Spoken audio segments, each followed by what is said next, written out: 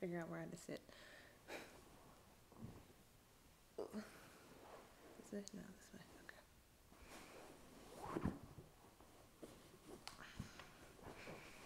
I'm gonna sit down. Oh. Oh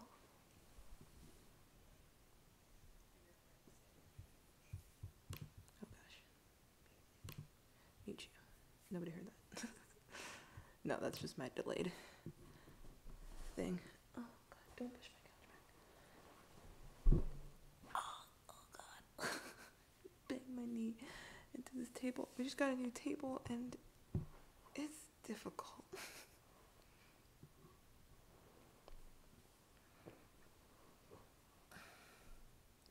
Seriously, my husband's pants are in my shot. I can't reach them. Oh well.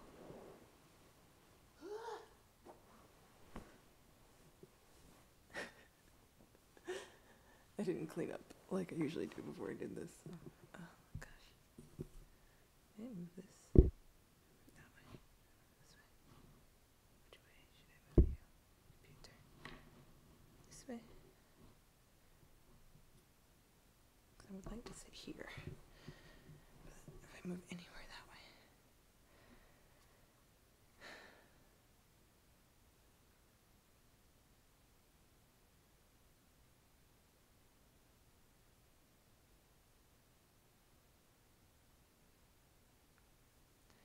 Anyway.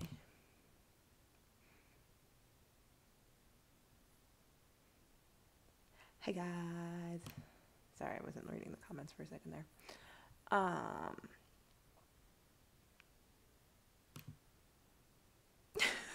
Don't know why I just made that face. Oh, I have had a struggle day. Let's just leave that at this. Like I said in the chat, I think I had no difficulty starting this, but literally I showed up to work today at the wrong time, a whole like 5 hours early. But because I was under the very strong impression I was supposed to open the store today, and they were like, no. And I was like, yeah, I should. Because I guess they changed my schedule without telling me. I'm reading the chat while I'm talking to you. They changed my schedule without telling me. So, I was like, no, I'm supposed to be scheduled this time. Because when I checked the schedule last time, I was at the schedule at like 10 a.m. And so they were like, oh yeah, sorry, I don't know what happened, but we'll fix it. So I was able to work at the normal time I was supposed to work. So that way I could get home. Because I wanted to come home so I could do this. And I don't know. But I was like, man, I guess that was kind of my fault for not checking the schedule again to make sure I definitely worked at 10. But very rarely does my schedule change. Excuse me. But yeah, and then I couldn't get this to work. It took like a minute. Like I started setting up to do this at like 10:30, 10:45ish, and I just got it working. And I had to make myself some coffee because I am falling asleep. So I got my friend's mug over here of coffee. Anyway, let's like not waste any time and let's just get into it, right? Like why wait? Okay, hold on. Let me pop out this chat because I usually have it popped out. There we go. So I can see it while I'm watching it. Because I was like, wait, why is this here? Duh. Good point, Shannon. I could have showed up to work late as fuck, and then that would have been super embarrassing. Because then they would have been like, where the fuck are you? And I would have been like, bitch, I don't work yet. I don't know. I was just annoyed for like a second. Like, and I almost went home. But it's a 45-minute drive from my house to work, so if I had got home, I was really not going to come back. So it was like, okay, I better stay and figure out what I'm going to do because I'm not trying to come back here at any point. I don't know if I announced it on Twitter. I made a stat, or what the fuck do you call it? I tweeted about it like an hour ago, but that was just like in general. If there's anyone who besides y'all who wants to watch this, they're welcome, but I'm not gonna like wait around for anybody else. Besides Mari. Where's Mari? Should I wait for Mari? Because I can watch something else until then.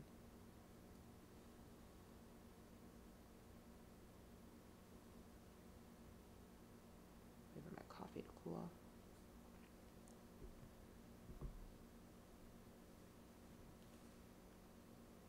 Mari.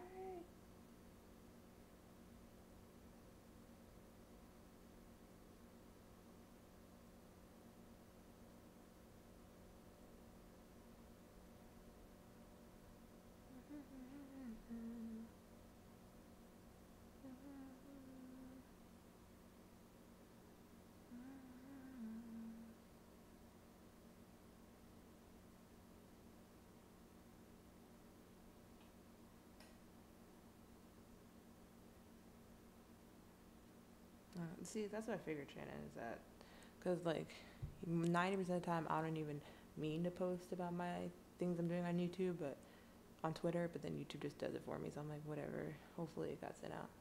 And then, but I actually just got a notification that apparently on the 31st of this month, YouTube's going to stop doing that automatically, so I was just kind of like, oh, good to know. Don't know if I'll be back to doing anything on my channel by then, but, you know, good to know.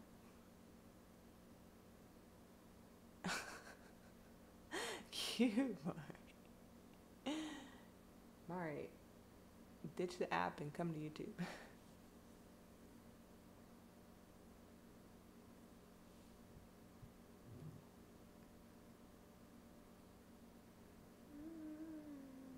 Obi just posted about his dog Mickey,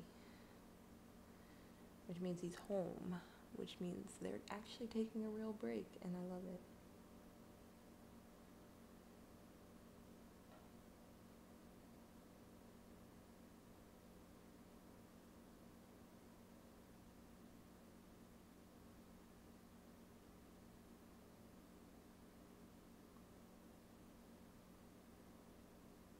Yay, Mari's here! Alright, let's get into it since my real ones are here. Anyone else who joins this live at a later date or watches this at a later date, yeah. I have nothing interesting to say right now. I honestly don't. Like, just ignore 90% of what I think. Oh wow, I hit full screen and it just started. No, we're not doing that. We don't start until I'm ready. We don't do that, YouTube. First of all, let's make sure the captions are on. That's French, so maybe there aren't captions. I guess not, because there's only one option. Okay. No captions, that's fine. We'll just do a lyric reaction after this. Easy. Easy peasy. Easy peasy. Go ahead, if you guys in the chat know a good, like, lyric video that has, like, pretty accurate lyrics, send it to me real quick. But anyway, let's get into this. I'm ready for it. I haven't been spoiled at all, but y'all made me think I'm going to be in my feels just a little bit. So let's go with it. With my man, my boo, my number 2, but also my number 1, Bang Cook. Why is he blindfolded? I don't understand. Did he do a magic trick? You're a magic trick. Oh God, Jesus Christ.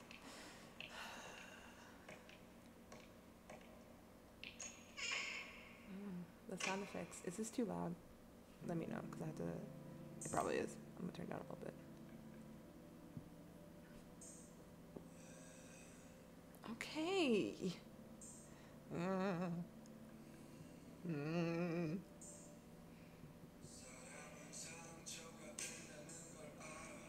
Yeah. Okay.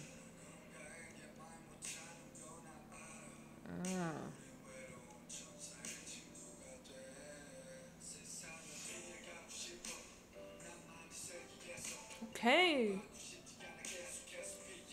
The beat coming in. I'm feeling it in a lot of ways. Can you not put your hand on your neck? Did you say a Udemy? That's what I heard.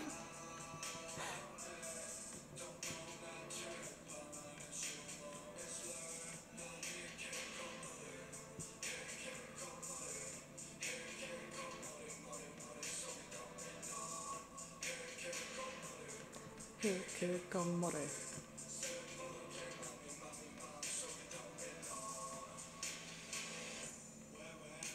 What are you doing there, baby? What's going on? What's happening? Don't do this. Don't get emotional. Are you hiding under this table? Are we going backwards in time?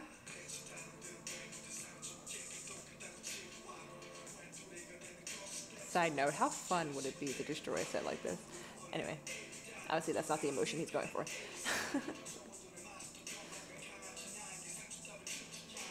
I kind of like this. Like the reverse effect is used in a lot of different. Oh, I'll talk about it at the end. Reverse effect. We're gonna talk about that. It still feels real loud. I don't know if this is me.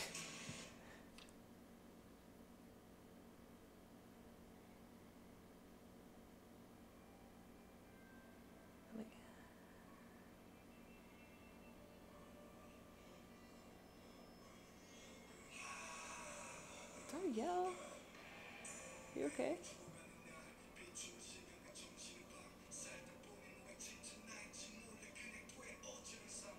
He's such a like tortured, dark. This straight up looks like a scene from anime.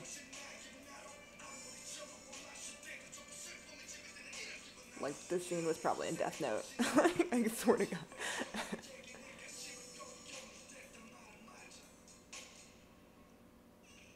Oh, that would have been crazy if that's how he ended it. I would have been like, oh my God. That was so shit. Oh, hello, chest. How are you? That Marilyn Manson Jackson jacket.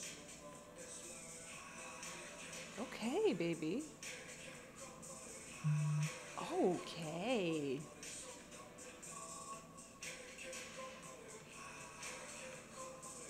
Oh, wow. It's a pretty powerful, like, kind of imagery that he did with that. Interesting. Okay, real quick. I was a little distracted, but I wanted to look at these credits a bit. No, go. I thought I did pause for some reason. Cut. There we go. Do my damn self. I just wanted to see if there's any other names I recognize, just in general.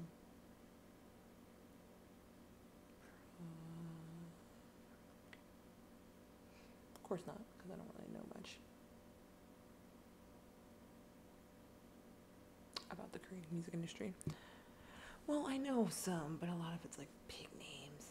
And at this point, obviously, Googie's not really working with big name people, but he's working with very talented people. Let's leave it at that.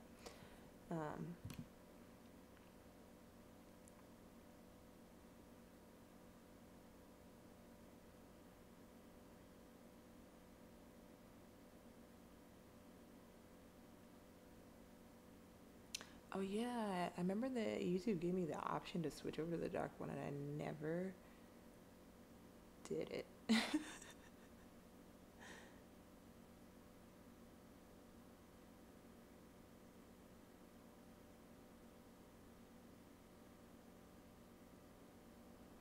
Okay, sorry, I was just reading all your comments to make sure I didn't miss anything, because I kind of read them completely out of order.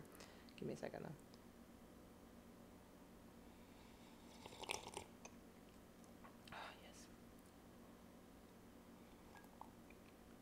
I'm always terrified to take that first sip of coffee because like 90% of the time I burn myself.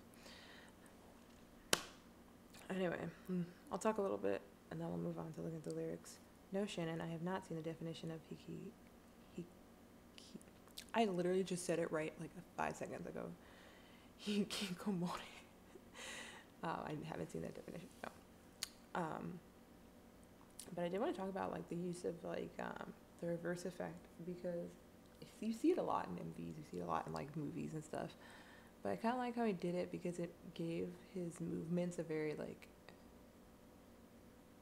jerky quality. I don't know if there's a better way to describe that, but it's almost like you could feel his like emotions and his movements more because it was being played in reverse. But it still didn't.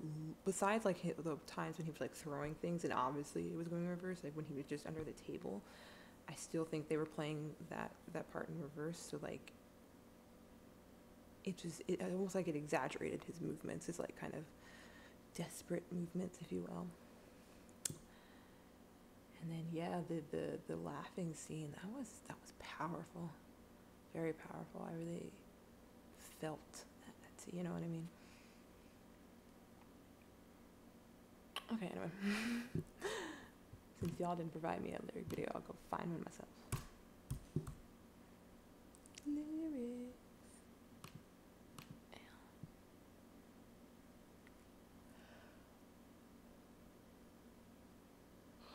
For the record, this MV has been suggested to me every day since it dropped. Yet when I went to look on my homepage to do this reaction, it wasn't there, and I was like, "Are you fucking serious?" So I had to go like look it up.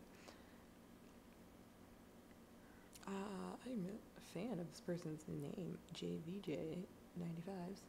I love me some 95s. I love me JBJ. Sorry, I'm stupid. I'm probably just going that one. For the record, I don't know if I think I told you guys this, but oh, you put in the Twitter chat. Okay. Oh, this small one? Okay. Okay, yeah, YouTube is doing this lately, and I don't understand this small thing. What is this? What's happening?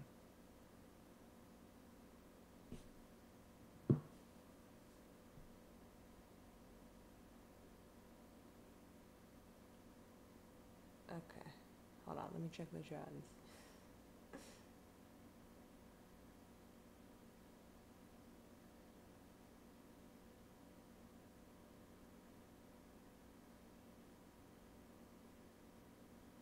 Okay. Okay.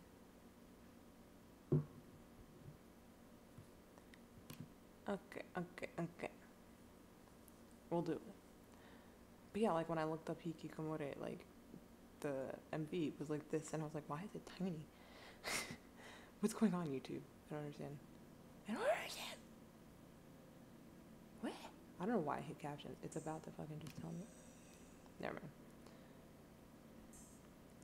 Okay, now it feels quiet. I can't with the volume today. Same.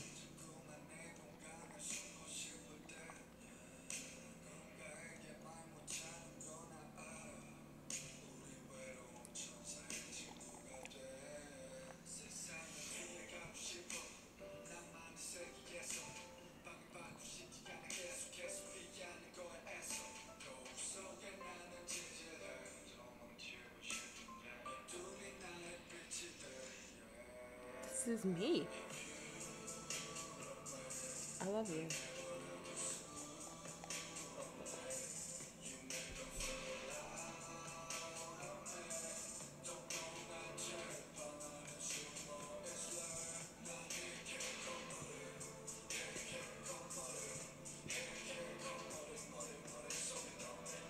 I like that.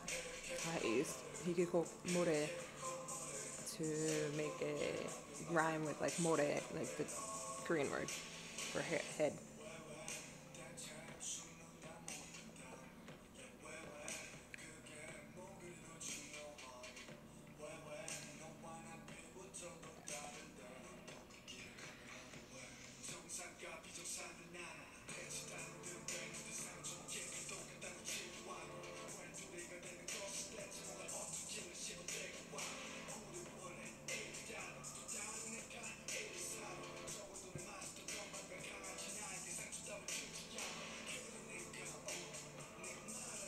Do you think he's referencing Tigger and Puppy? Even my puppy won't hurt me. Sorry.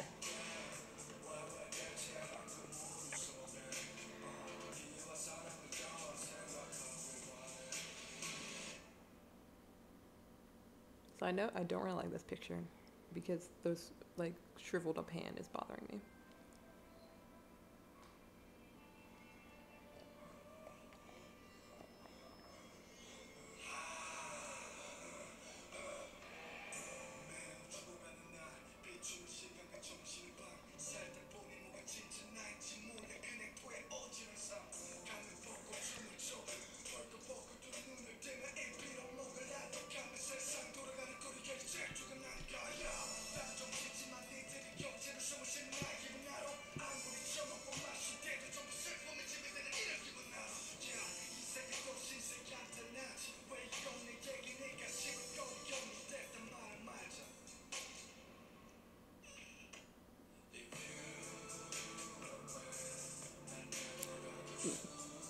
low key, when he says that, it sounds like he's saying, ayúdame. I don't know. I don't speak Spanish. Hikikomori.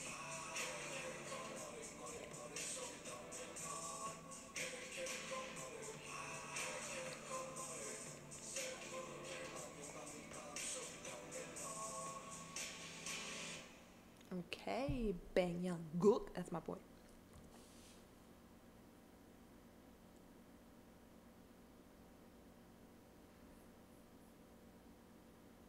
Interesting. Looks like a legit documentary on people who are classified as hikikomori.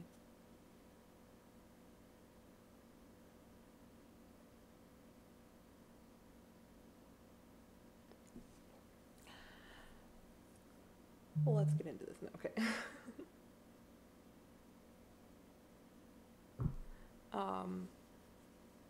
What was I gonna say? Oh, so random side tangent, kind of. Today when I was,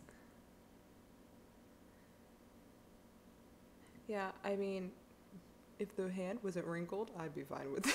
But like the pruniness of the hand really bothered me. Anyway, um, when I was at work today, this elderly gentleman who was a veteran handed one of my coworkers a piece of paper after she finished checking him out, and on it was a dead serious rap poem that he had written back in 1988 that he decided he wanted to give her. Trust me, this story has a point. It's just, it was so funny because it was like this rap poem was like about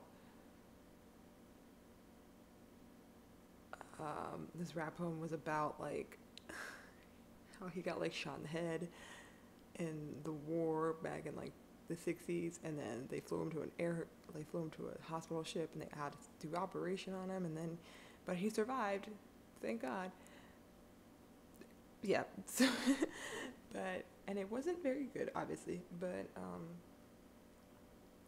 me and my friend were talking about it because like I was just kind of being like, man, I really love that he specified it's rap poem, lest we be confused. Like I was being very sarcastic about it, and she was like, well, a lot of poetry or a lot of raps can be considered poems. I was like, no, I agree with that. Like I honestly feel like rap lyrics and rap lyrics can a lot of times be considered its own form of like poetry, like a kind of modern form of poetry and spoken word. But like I was just kind of like making fun of the fact that it almost sounded redundant to say rap poem, but I was just kind of low-key making fun of him and being like, he really wanted us to understand it was a rap poem and not just a rap or a poem. It was a rap poem. It just sounds funny when you say rap poem. Anyway, my point to this, bringing it back, is I really like the way Cookie expresses himself through his lyrics because it feels very much like poetry, like more so than a lot of other people that, hello, someone just came to chat, more so than other people that are other, I should say, artists that write their own lyrics. Gookie really like just the way he delivers the lyrics as well as the way he writes his lyrics was very poetic to me. Only other person that I feel that same way about is RM. I think they're both probably the most poetic people that I've encountered, at least for sure in K-pop and maybe in general as far as artists.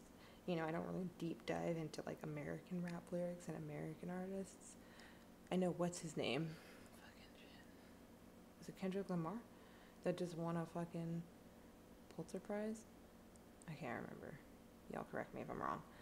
But for like, his album, because it was so like fucking poetic, and it's like, that's amazing. I mean, I don't know much about Kendrick Lamar as an artist or whoever it was. Was it? Or was it Chance the Rapper? I don't know. It was one of them people. I think it was Kendrick.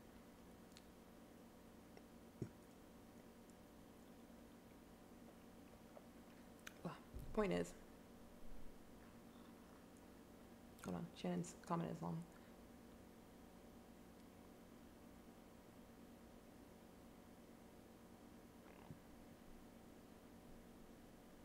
Interesting. Don't really care about the Beatles, but interesting. Okay, I was Kendrick Lamar. So yeah, so it's like I don't know as much about American rappers. I obviously have a much more interest in Korean rappers and Korean artists that write their own lyrics, but it just really feels like nowadays, it really feels like I'm more drawn, because it's not just nowadays, but I think in general I'm just more drawn to artists who express themselves poetically, which makes me feel like I'm trying to be like, you have to be a poetic person to like get me, but like no, like please, I'm still bopping to fucking Yes or Yes. That shit ain't winning no Pulitzer prizes. Like yes or yes, like that's not no poetic shit. Like I do just bop to nonsense songs, but I'm saying like the ones that really get me in my emotions and in my feels is these poetic bitches.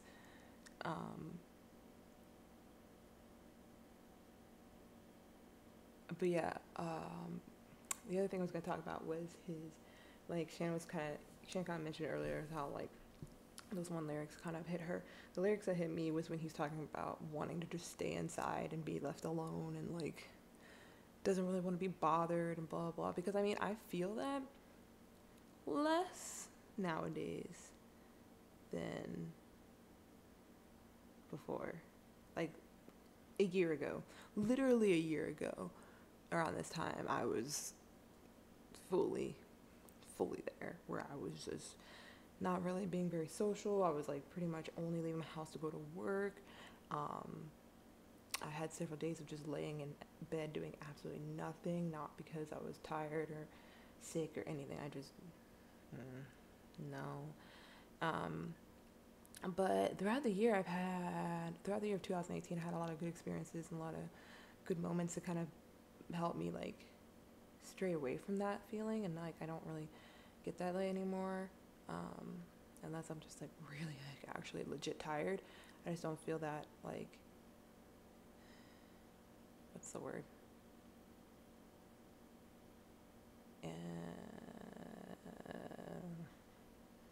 I don't feel like that like sadness or that depression, I guess you can call it depression. I mean, yes, but I'm saying like it was like a little less than that. So that's what I was trying to think of a better word.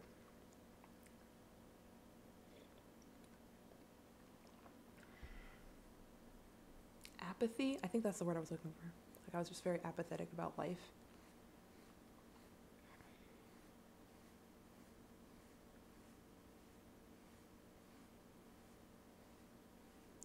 Um, but yeah, so like nowadays I'm way more active. Like everyone in my group chat knows I'm honestly not home a lot of times. I'm either at work or I'm hanging out with some coworkers, or you know I'm doing stuff with my husband. Like I am busy these days, and I'm keeping busy, and I'm keeping well, not really active, but more active than I had the the past in the past.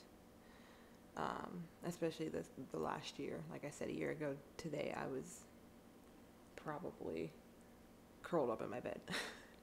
I also wasn't working as much. I wasn't as close to my coworkers that I am now. You know, my hubby was gone. Like it was a much different time. But I honestly credit going to BTS's concert, or the 3 concerts that I went to, for really like kind of helping me turn my life around a bit. Just because after I came back from those concerts, I was really in such a like happy place. Like there was things that frustrated me about my day-to-day life, and I would get like annoyed and stuff, but like in general I just felt better, you know, and I just felt like more satisfied with myself and my life. I mean, I'm still unsatisfied with a lot of things in my life, but I'm more willing to kind of like fix it. You know what I mean? Like before I was just like, I hate myself and I hate my life. I'm just going to lay in bed and cry. Now I'm like, okay, I hate myself and I hate my life. Let me do something about it. But yeah, and then the other thing I was going to bring up was there's this podcast I love called This Week in K-Pop, and I have been listening to them all throughout 2017. Then in 2018 they went on this massive hiatus, like they were gone almost all of 2018, and I was super sad. They literally posted an episode like a day ago, like or maybe it was 2 days ago, but literally the couple days ago they posted the first episode in like a year, and they're like, we're back, and I'm like, what the fuck? Where were you? And they literally, their explanation about where they had been this whole time was just like, so they had originally started their podcast when they were living in Korea together. And then last year they moved back to the States, and they're from different states and blah, blah, blah. But it didn't really have anything to do with the fact they didn't live together, like in the same area anymore. It had more to do with the fact that they had a hard time adjusting to being back in America and like not knowing what to do with themselves. Like one of the hosts talked about how like he would just have days of like laying in bed not knowing what to do, and that kind of really frustrated him. Well, his other co-host was talking about how like he kind of enjoyed having that freedom and having that time. He was talking about how that felt like really stifling for him and all that, and I was like, yeah, I can relate to that. And they were like, it's no excuse, we shouldn't have been gone for that long. I'm like, honestly, I don't want to call it an excuse, but I think it's a good reason. Like if you were feeling so like unsatisfied with yourself and so like down and like, you know, really struggling with who you were and like what you were going through and like adjusting with your life, then we're not gonna like people. I don't think like people who are your fans or people who are interested in your channel aren't gonna force you to come back and like make content, like make podcasts or make a video, which is why like, you know, I've kind of taken this like very, I don't even know what you want to call it, just like sorry, I've been like low-key reading your comments as I'm talking, but I'm trying not to like completely acknowledge them so that way I can finish what I'm saying. But fucking Jay just is like, K-pop made me poor. No, it says K-pop and chill. K-pop made me poor. Sorry. Oh my god. Okay. Now I don't even know what I was talking about. My mom got me this shirt, by the way. I don't even remember what I was talking about. Point is, I'm in a better place. Most people are in a better place. Oh, I was talking about how I'm taking like a mini hiatus for my channel. It might be a really long hiatus. We might not even come back to this channel ever again. I don't know. It's just sometimes I like look at other people's channels. I'm like, I don't think I'll ever do that. Like what they're doing with their channel. Like I don't think I'll ever be that kind of reactor. I don't think I'll ever really get to that level or that stage. And I'm kind of like, kind of over it. And I'm still really interested in doing my own podcast because I feel like talking is kind of more what I want to do about stuff. Sorry, my cat just started snoring. It scared the shit out of me because it's a weird snore. Yeah. Anyway.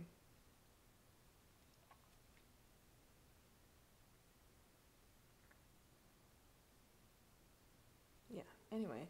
I don't know if anyone else wants to bring up anything else about Mr. Bang Younggook's lyrics and MV that I can touch on. Oh, there was something I wanted to bring up. Not Cookie related, of course, BTS related. But it was just again kind of speaking to like the poeticness of RM and Cookie. I don't know if like anyone else who follows, because like I know most everyone in my chat mostly just follows b.a.p stuff. The BTS stuff they know about, they hear about from me. Oh, actually, I think I shared it in the chat. Never mind. But for anyone else who doesn't know, it was that like when Jimin was talking about how he wrote Promise, and June was helping him write the lyrics, and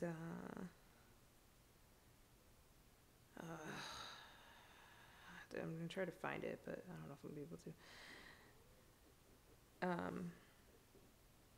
to. yeah, June helped him write the lyrics, and so Jim was talking about in his V Live how he said something really beautiful to him, like doing something said something really beautiful to Jimin, and he was like, I loved it so much I had to write it down, and I loved it so much I almost started crying, like legit. I read it. I think I read it was in the break room of my, yeah, I was in the break room at work, and I was like almost crying. And one coworker walked in the break room, and I just looked at her like, she said I gave her an evil look, but I was really just kind of being, but I hadn't got to the part. I was just kind of like, she was like, what? I was like, I'm about to cry. She was like, why? And I'm like, look, blocked on Zoya and died, and she was like, okay. Like, it was like, that was literally it. I'm trying to find this tweet though. Oh my god. Okay, so also Namjoon's fan cat. You know, that might, let's actually talk about that for a second. Well, I'll come back to Alice. Let me read this. Hold on. Yeah, honestly, I agree. There was a lot of channels that were going on breaks in 2018. There was a lot of like half my podcasts I listened to went on a break for like a couple months at a time at least. So yeah, I don't know if 2018 was just like a rough year for everyone. Or it was like we all of our like problems all came to a head in 2018, and we're all just like, yo, we need a break. And like it just really felt like that kind of year. Even BTS like was like about to fucking disband in the beginning of 2018. Like, I feel like we were all feeling this like pressure throughout 2018 for some reason. I don't know. For me, it felt more of like this pressure of like I turned 27 last year. I'm about to turn 28. Like, and I don't know what I'm doing with my life. I'm working at a fucking bookstore, and I don't have a career. Like, all I know I want to do with my life is go to Korea. Like, that's literally my only goal in life right now is to go to Korea. So it's like, what am I even doing? You know what I mean? So that's kind of like why I kind of got frustrated and was really like, bleh. Now I'm kind of like, okay, and I still don't really know what I'm doing in my life, but maybe at some point I can figure it out if I just keep going. If I'm talking really fast, it's probably because this coffee's kicking in.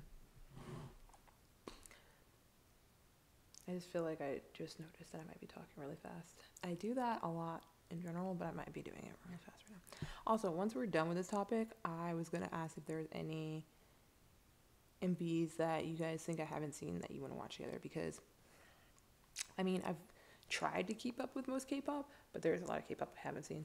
So, um,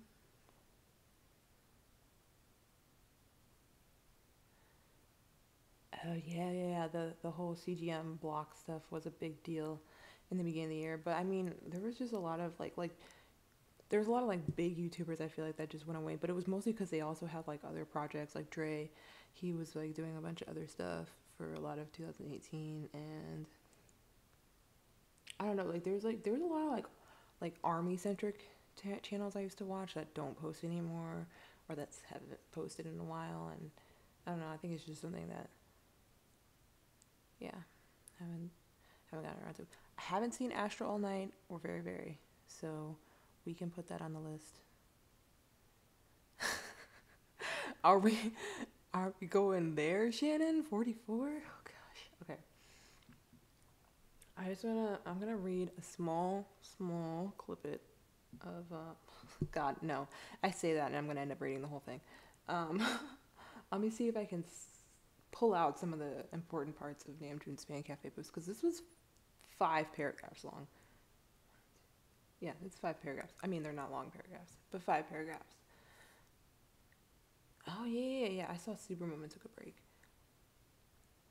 I don't know. I just feel like I saw a lot of videos in general, like whether I watched them or not. But I saw videos from YouTubers that like just like come across my newsfeed, that were like, yeah, I'm taking a break, or yeah, I need time off, or blah blah blah. So yeah, I don't know. Somebody put a curse on the year of 2018, and it wasn't. 2018 was not it. Anyway, back to this Fan Cafe post that June posted. This was posted on the 27th, 22nd, but probably technically the 21st because it's probably the 22nd in Korea. Anyway.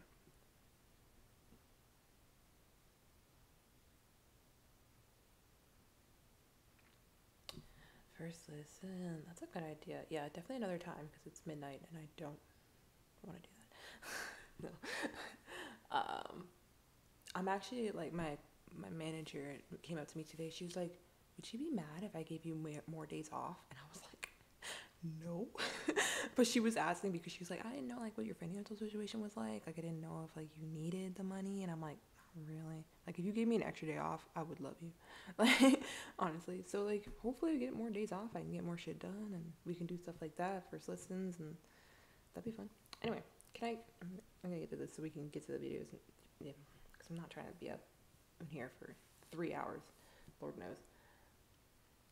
Okay, so like Namjoon wrote this fan cafe update on his way back from the studio, I guess.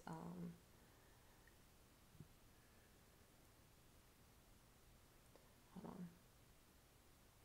I'm trying to decide how much I'm gonna read. Okay. I kind of have to read at least the first two paragraphs fully, and then from there I might pull some things. Okay, so he says, I'm leaving early from producing went well today. As easy as flowing water. Yes, indeed, there are days like this and also days like that. These days, words circle around and come to me so quickly to the point it makes me wonder whether it's allowed to be easy. I live with a very joyful and thankful heart. Side note, translation by du_Bangtan, aka Wisha. Thanks for that, girl.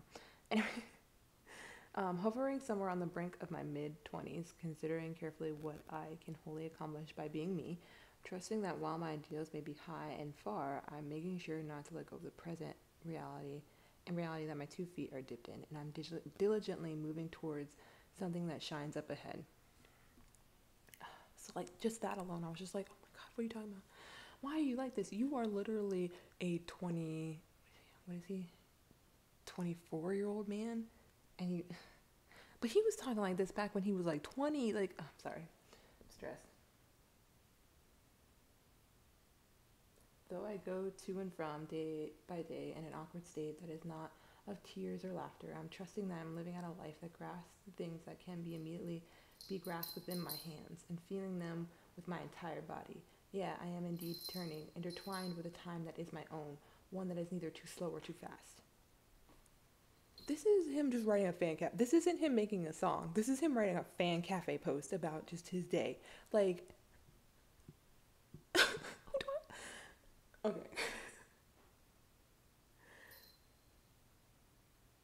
Come on.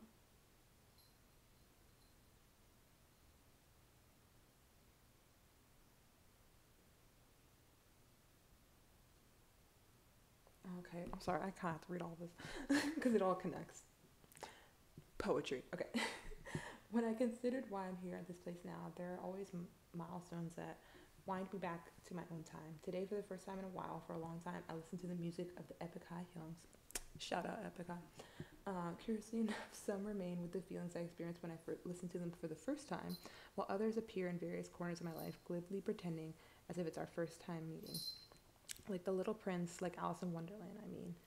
And so, thinking that I'd like to be that sort of milestone at some point in the future as well, I too to someone else, and more than anything to myself. So today too, I pluck and choose words that roam like air and contemplate melodies that will leave for someone else's mind. It would be good if we could remain as meaningful gestures for a long time to one another. I wish you a good night's sleep.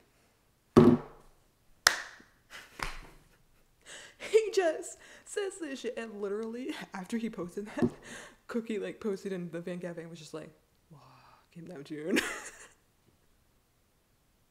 He was literally just like, dude, Namjoon is so cool. And I'm like, I know. Like, literally everyone in the world, every army, every member of Bangtan still is fascinated by his mind because there is no way he is just, he, who says shit like this? Like, something that really like hit me was the part he talked about, you know, like listening to Epic High again. He's like, some songs sounded the same as when I first, or felt the same when I first heard them, and some gave me new meaning because, and he was like, I really want to be that for someone. I'm like, bitch, you already are. Like, I've literally had that experience with several BTS songs where, like, the first time I heard it, I either didn't think much of it or didn't think anything at all. Next time I'm listening to it, I'm, like, in tears because it's hitting me right in the feels. Like, I mean, for Namjoon in particular, I don't have an example, but the best specific example would be So Far Away from Sugar, because in his mixtape, August D, the first time I listened to it, it was when I just left Hawaii, and I thought I had a plan for my future, and I was like, so I was in like in a good place, and I was like, oh, okay. And so when I listened to So Far Away and saw the lyrics, I was like, ooh, wow, this is interesting. Like that was like the most I thought about it. I didn't really think deeply about it. But then the next time I listened to it was when he re-released it. Excuse me, re-released it with Jin and Jungkook doing the vocals. Sorry, I'm burping because this is coffee. Jin and Jungkook did the vocals for their anniversary, and I listened to it then, and it was after I had done this internship that I hated, and I no longer had a plan for my life, and it felt like my life was a waste of, not my life, my degree. Like, getting a college degree was a waste of my time and my life, and blah, blah, blah. And literally listening to the first line of So Far Away being like, you know, people tell you to go to college, but it feels pointless and blah, blah, blah. Like, literally, I don't have a dream. I don't know what to do with my life. Like, everyone else seems to have plans for life, yet I don't. And I'm just like, looking at these lyrics, I just started sobbing. I was just like, you know? And it's like, I'd already heard the song, but like literally depending on when you hear these songs, like they have such a deep impact on you. Like, it's crazy. And I think just, you know, BTS has that impact. I think Bang Youngkook's songs and a lot of b.a.p songs definitely will have that impact. You know, like, there's just people who have these like poetic minds and these poetic lyrics, and like that's gonna hit throughout time. And I think that's why BTS is killing it right now in general. Like, I don't think it has anything to do with social media. I think it's because social media has helped them spread that message that they're sharing with the world. You know what I mean? And, you know, if honestly, if TS had done a better job at promoting b.a.p, they could be on the same path. But, you know, we don't fuck with talk about TS because, goddamn, TS is the only other company I get riled up about besides YG. I don't even get riled up about YG the company. I get riled up by YG the person. This motherfucker, I swear to God. Anyway, I think I'm ready to like decompress about the deep stuff and then the dark stuff. I'm not gonna bring up the other thing that Jimin was talking about in his V-Live since I just read Namjoon's whole fan cafe post. Let's watch some more videos. I'll just take requests in order. So since Astro and Very Very were selected first, we'll go there. Astro. Let's just search Astro. It'll probably come up. See, what is this? I don't like this. I don't know what YouTube's doing, like this, because like I honestly would skip over that. Like, if I wasn't like looking for something, like if I was just like, oh, I've heard of this band, and I just Googled it, like searched them, I would have skipped that one, like, and just kept scrolling. Like, the fuck? I don't like this, YouTube. Get this out of here. Anyway, I heard that Astro went in a new direction for this one, and I was like, oh, okay, I'll check it out eventually, but just hadn't yet. It was a week ago? I thought it was like a couple days ago. Okay, let's just get into it. Those are captions. Oh, auto-generated. No, thank you. This box. I feel like I've seen this box in like 30% of boy group videos. Okay.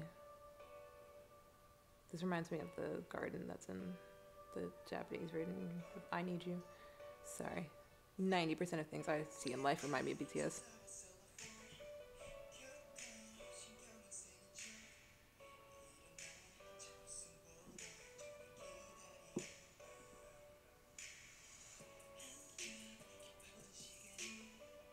I was like, why do I recognize him? I just finished watching his drama. Well, I didn't just finish. It was like 2 months ago. I watched Gundam Beauty. My ID, Gundam Beauty. I mean, like, I'm familiar with Astro, but like, not really to the point where I recognize most of them. So I was like, why do I know him? I'm like, oh, right. I just watched his drama. This is definitely a different direction for Astro, but I don't know if I like it. I need to hear more of the song.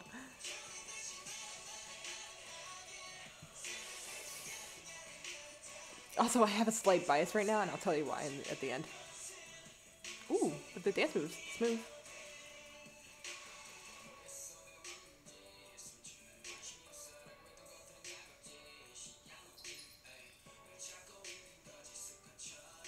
This is like 4 different music videos I feel like I've seen in the past year alone, mixed in one.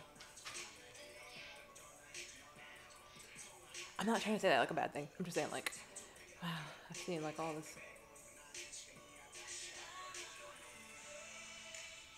I like this breakdown.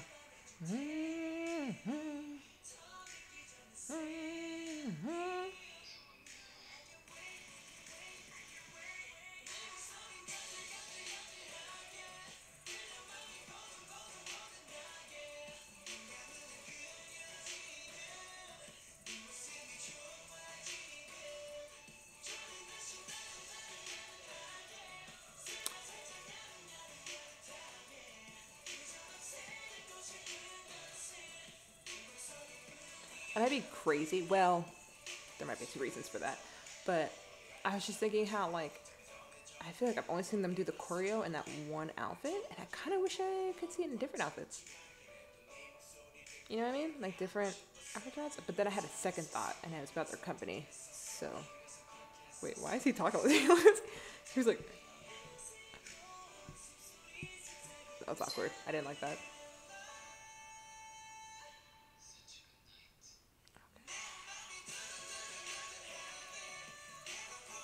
See, okay, shoulder randomly. So now they're finally doing the choreo in a different outfit, but I feel like most of the MV they were in that same outfit.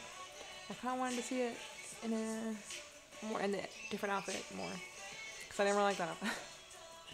Maybe that's why.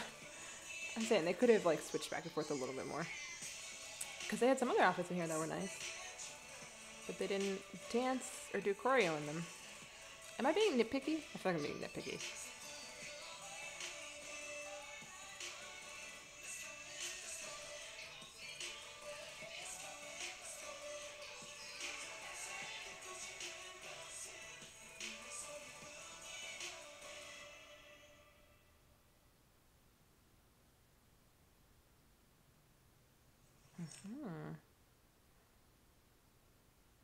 Okay, so my thought.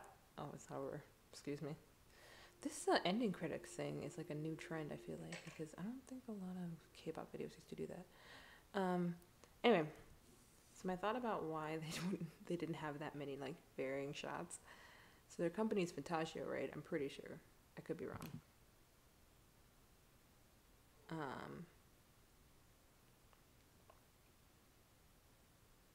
No, I'm pretty sure it's Fantasio. Yeah.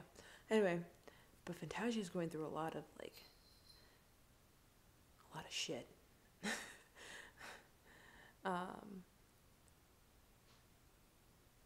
So I'm wondering if the budget wasn't there. I mean, for not having a budget though, that's a pretty bomb ass MV. So I really don't even want to like shit on them that much. But I was just like, well, maybe they just didn't have enough money to shoot like another choreography scene in different outfits. But they did kind of. They just saved it to the end.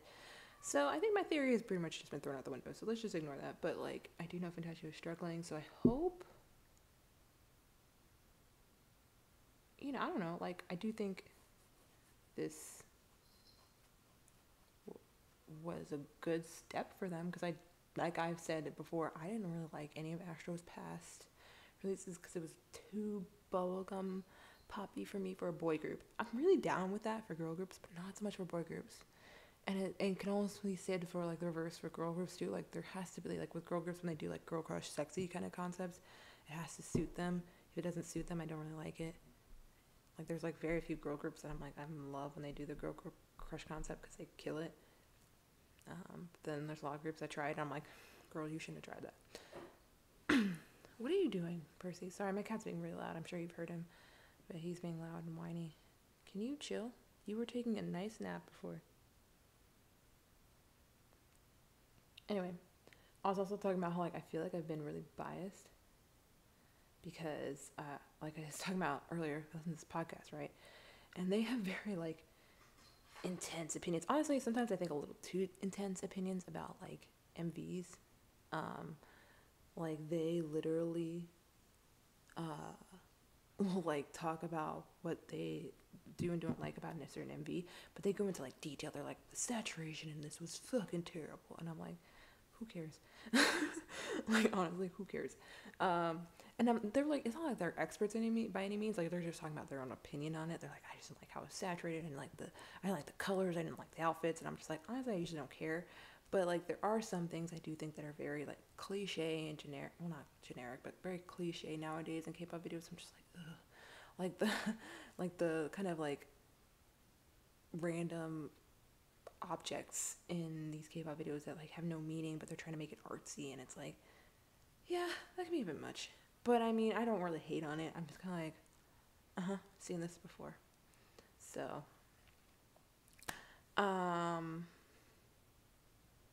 what was I about to say? Oh yes, by the way, did see K&K's Lonely Night MV. I did check that one out already. Um, but I will move on to very next. But I'm gonna read some of your comments real quick just to make sure there isn't anyone. Haven't seen Cherry Bullet. I was kind of waiting to watch that one today, maybe.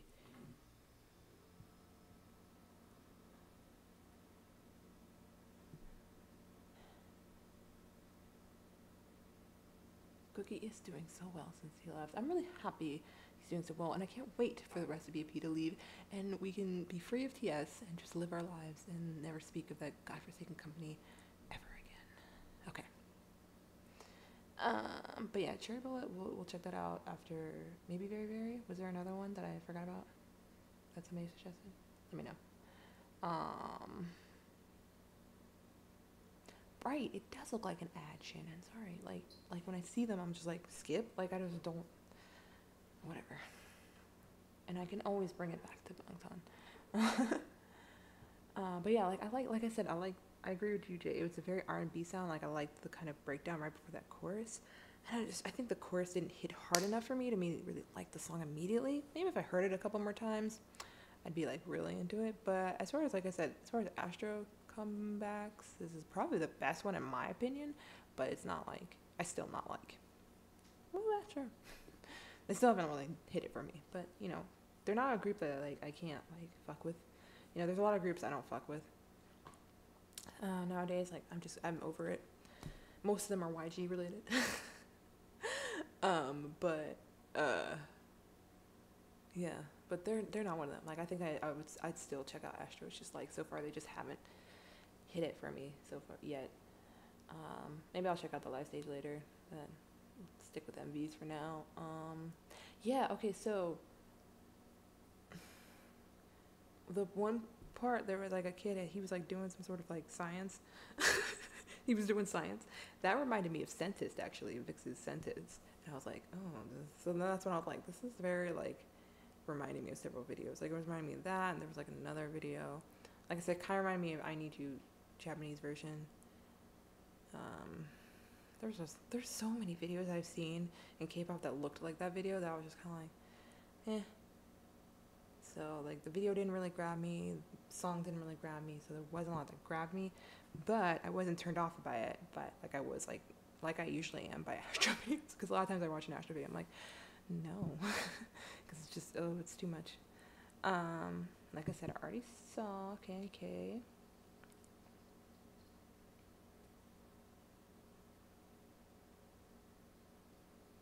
Wiki Miki, I did kind of like I Don't Like Your Girlfriend, but I don't want to say I grew out of it. I just was like, when it first came out, I was like, okay, this is a bop. And then I just stopped listening to it. That was pretty much it. I don't know, this was their second song? But the one that came out recently. Where they're like, it's all like dark. And they're riding motorcycles and shit. I don't remember the name of it. I don't really care for that one. Not like I thought it was bad, I just didn't care about it. Like literally, did not care.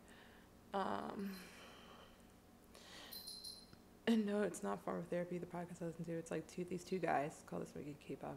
I have only seen like a couple Form of Therapy videos, so I don't really watch them that much. Yeah, I can go off about clothes, but like I can't describe how much they go off about MVs. Like literally, and honestly, if I do go off, I probably, like I said, I feel like I'm biased because I feel like they've low key influenced me. Like I feel like I wouldn't have been as picky about that MV if I hadn't just listened to their podcast where they went off about the saturation and the fucking what's that A-Pink song video, and I was just like, sure, yeah, it is stupid, I guess. I don't know. I've only seen it twice. I am excited for JYP's new girl group for two reasons. One, I'm interested to see if he's going to do like a girl crush concept with them, like all the way, or if they're gonna like switch around with concepts, or if they're just gonna be kind of like twice. I don't know. I'm interested. But two, my girl Rujin, who I've been rooting for ever since she was A in the what's it called, in the highlight reels for BTS, and B on Mix 9. Girl was done dirty on Mix 9. She won. She was like more popular than the boys on Mix 9. Like, bitch should have debuted ahead of them. Turns out nobody debuted for Mix 9, so anyway. All right. AM 44. Okay, so we'll do very very then. And then we'll do that.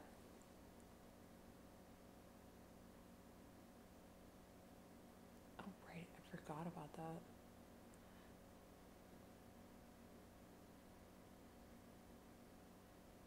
Yeah, so like I do think Izzy's gonna be more girl crush, so that'll be interesting.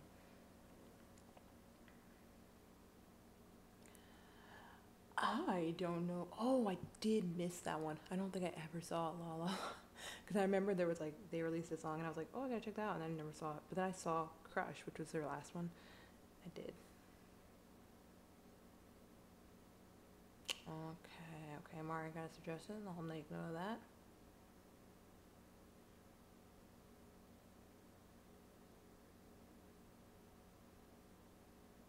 Okay. I think I'm caught up with the conversation.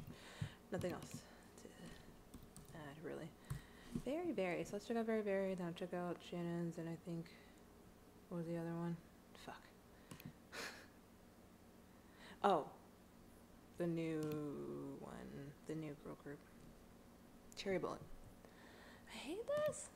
I'm gonna write a complaint to YouTube later.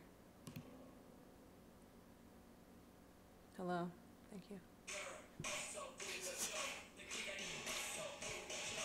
That was very loud. Okay.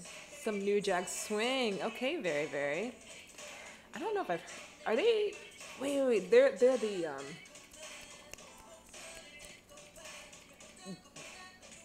Jellyfish group, right? The Vix Kube group, right? I was like, shh, I'm gonna say it. Because I almost said like 3 different things. So this is their debut, right? Very bright.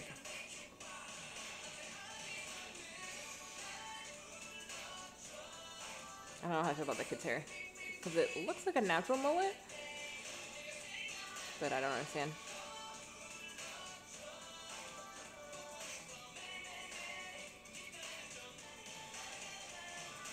I have a thought, but I'll tell you when I get done with this.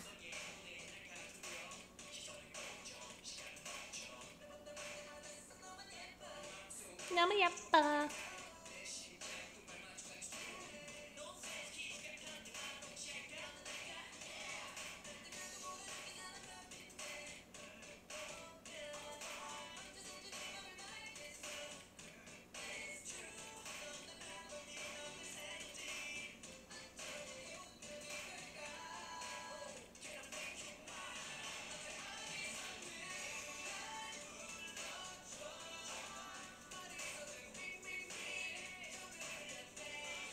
This is a good debut song, though.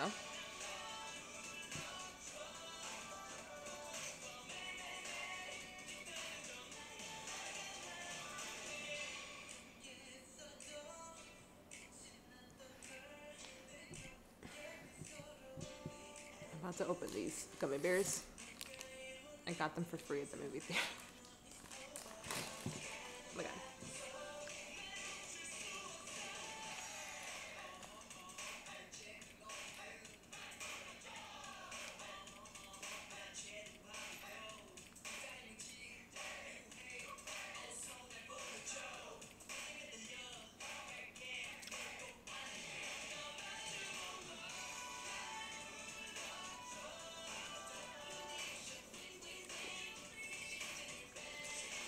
weirdly, I prefer this I prefer this song in the video to Astro's M.V., but which sounds really like hypocritical because it's like basically what Astro was. But I think it's just because this suits these kids' look, you know what I mean? They very much look like this kind of group. I'm not saying like this is gonna make me stand them, you know what I mean? I'm just saying like this suits them. This goes with them. I like it in that sense. Like it very much suits these kids. Not saying that Asher's concept didn't suit them, it was just kind of like, yep, there's another one. Or there's another song I don't really care about for Astro. I don't know. Astro's a head scratcher for me. I don't know what it is. I can't wrap my head around what I can't mesh with Astro. I don't know what it is. Alright. One comment I was gonna say while I was watching that is honestly, like especially in the beginning of that video, this is exactly what I imagine TXT, or the new big hit boy group, is gonna sound / look like. Like I feel like this is the concept they're gonna go for. I mean, it might be maybe a little higher quality just because Big Hit got some money. So like maybe like the MV might be a little bit more like higher scale, but I was like, this is basically how I imagine the TXT debut to look like. So I'm curious to see if it's gonna be exactly like that, or if it's gonna be, maybe it's gonna be something completely fucking different, and I'm just gonna be like blown away. But I don't know. I'm very excited. I don't know if so. The next countdown from their site is Monday, or Monday Korea time. So Sunday night we should be hopefully getting something. I'm really hoping it's just the MV and not like a teaser, because I swear to God, if it's like like it took us this long to get all the members, then we just got like a full group teaser. So I swear to God, they just released like a teaser for the MV. I'm gonna be like, I swear to God, Big Hit, just fucking drop the MV. But I wouldn't be surprised if it's a teaser and then they drop the MV on Friday, because that's just kind of more what I imagine they might do. But anyway, but yeah, concept-wise, this very much feels like what TXT might be. Especially that kind of New Jack swing, that very like upbeat poppy kind of sound. I feel like I could see them kind of rocking with that. Okay, I just saw Mari say goodnight. Goodnight, Mari. I don't know if you'll see this, but goodnight.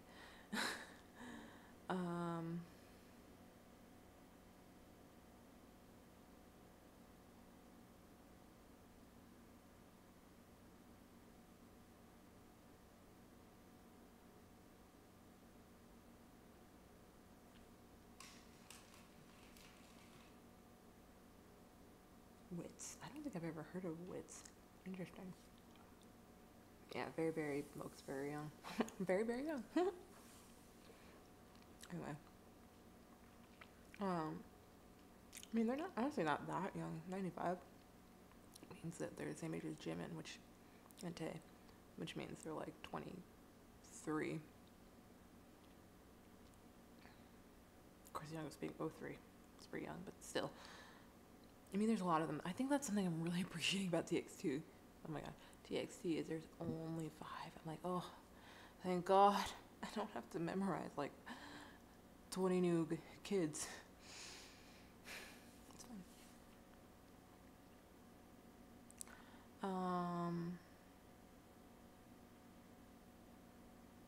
Oh yeah, they're not gonna debut hard at all. The whole thing that Big Hit is barely promoting with them is that their concept's gonna be very different from BTS's, which is good, and I'm approved.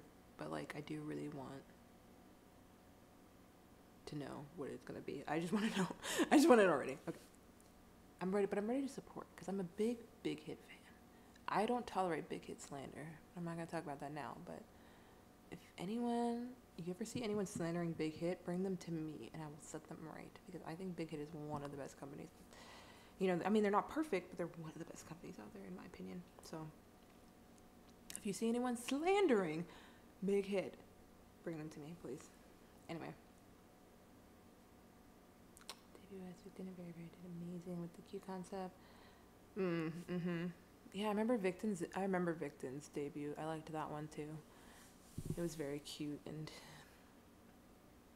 I don't know. I think that's a good idea to kind of debut with a kind of cute concept.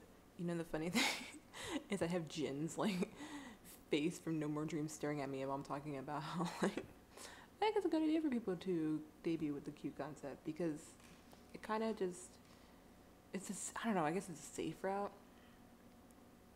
So I think BTS debuting with the No More Dream concept was they gave themselves an uphill battle. Like they really did. Like that kind of cute concept is safe. People will look at them and be like, okay, they're cute. Let's see what else they do. You know what I mean? They probably looked at BTS like, what the fuck? Whatever, weirdos, and then like turned away. Like, you know what I mean? Like, I mean, maybe even the same for like b.a.p too. Like they had a very intense debut concept, but at the same time they were all like blondes. So maybe that was, I don't know. I don't understand Korean minds or the Korean public, but I'm just speculating. Okay, what else were we talking about? Yeah, all the songs that they've played in the TXT preview videos, like for the members and then the one today, they all had very different but same sounding songs. I don't know. They had a New Jack Swing feel to them, but they also had like a very like EDM, rock, pop, just like almost everything combined, but in a very good way. So I'm like, I don't know what this means. Are those actually gonna be their songs? Are these just like instrumentals that they have laying around in Big Hit? Like what are we getting? I don't know.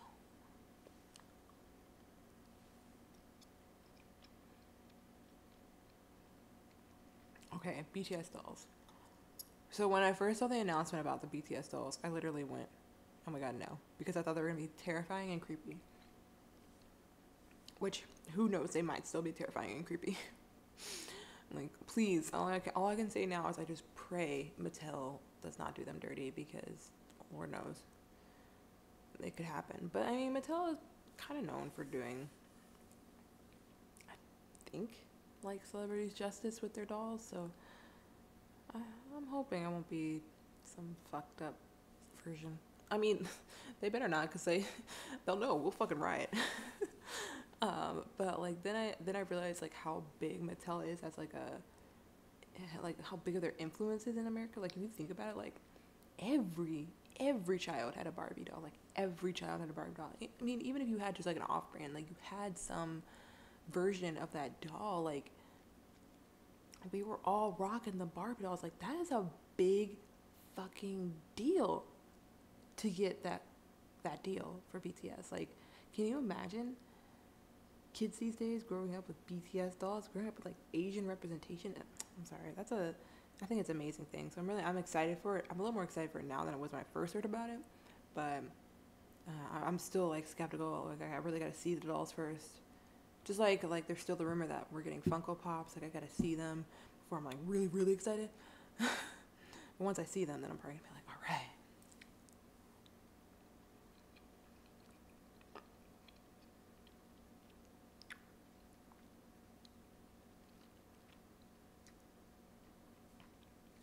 I think that's true in the K-pop community, but I meant more like with the general public, Shannon. Like, I never had Brad's doll. Sorry, I'm distracted. Well, what I mean is like the general public will see a video like this, like maybe in passing, and be like, "Oh, those little boys are so cute. What a nice little catchy song," and they might actually listen to it again. You know what I mean? Or they might check for them again. Whereas if they saw the No More Dream song or even Warrior, they'd probably be like, nah, you know, like especially like an older audience would just be like, nah, that's not for me. But like the K-pop scene, like the younger scene, probably was definitely really into the kind of different hard. This is really distracting. I keep looking at this. The different kind of concept that came from b.a.p and BTS. My scene, oh my god, I totally forgot that was a thing. I didn't have either of those. I only had Barbie. But yeah, it's a big deal. And then their stock prices went up. Like, I mean, BTS is having economic impacts all over the world. Like, what happened with Downey and if everything, like, it's making me, like honestly holler. Like, it's making me laugh so hard. I think I heard about that rumor too. Like, they spelled Jungkook's name weird or something. Please, we will rip them to shreds. So, as long as they fix it by the time the dolls come out, it's fine. But yeah, like, BTS is just having such a like impact on the economy lately that I don't even know what to do. Every time I read an article about it, I'm like crying laughing. All right, we're gonna do it. We're gonna do AM44, which I haven't done yet. Should I just watch the video? Does the video have lyrics? What should I do? What's the best idea? I had Polly Pockets. Side note. I did have Polly Pockets. I didn't have Wings Club dolls, but I had Polly Pockets.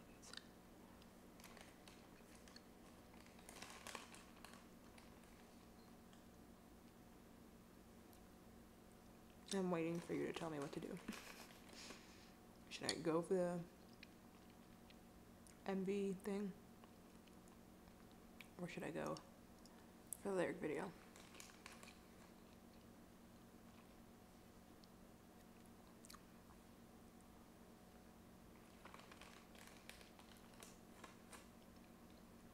Oh, these gummy worms are interesting. Okay, Jay. I was like, watch the video. Watch the video! Sorry, your responses are delayed, so let's do it. Ooh. Is that a rollie? Is there captions? Ooh, okay. Hello. Okay. Shit.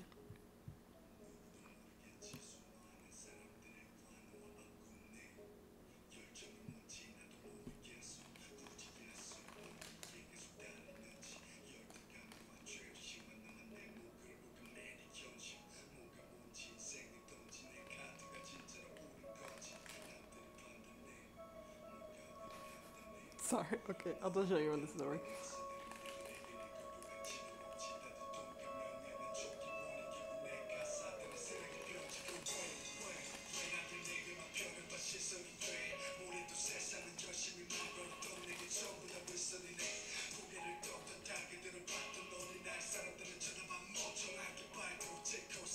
Alright, I just like what he does with his hands.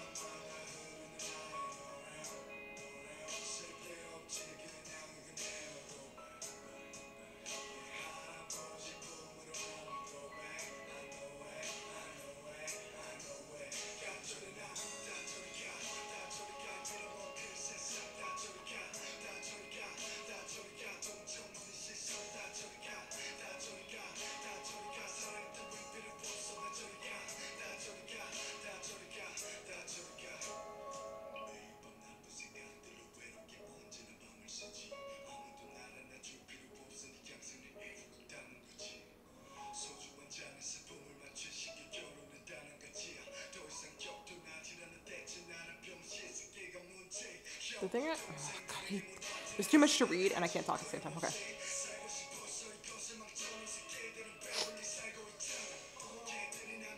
He hasn't taken a break, so I'm very...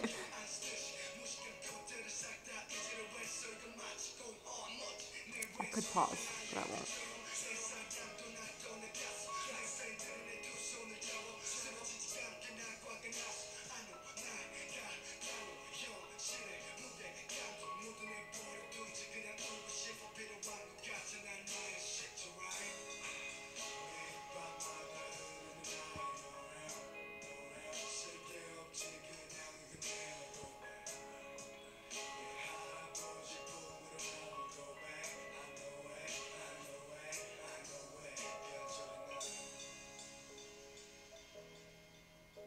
is a very nice silhouette. Side. Mm.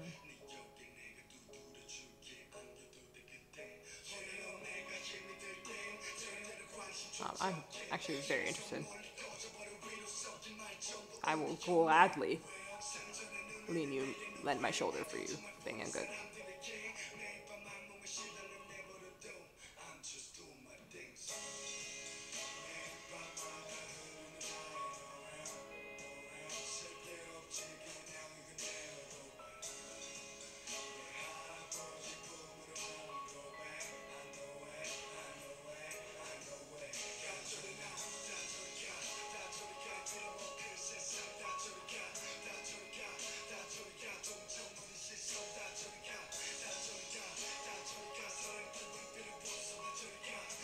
I don't know, I just felt like dancing.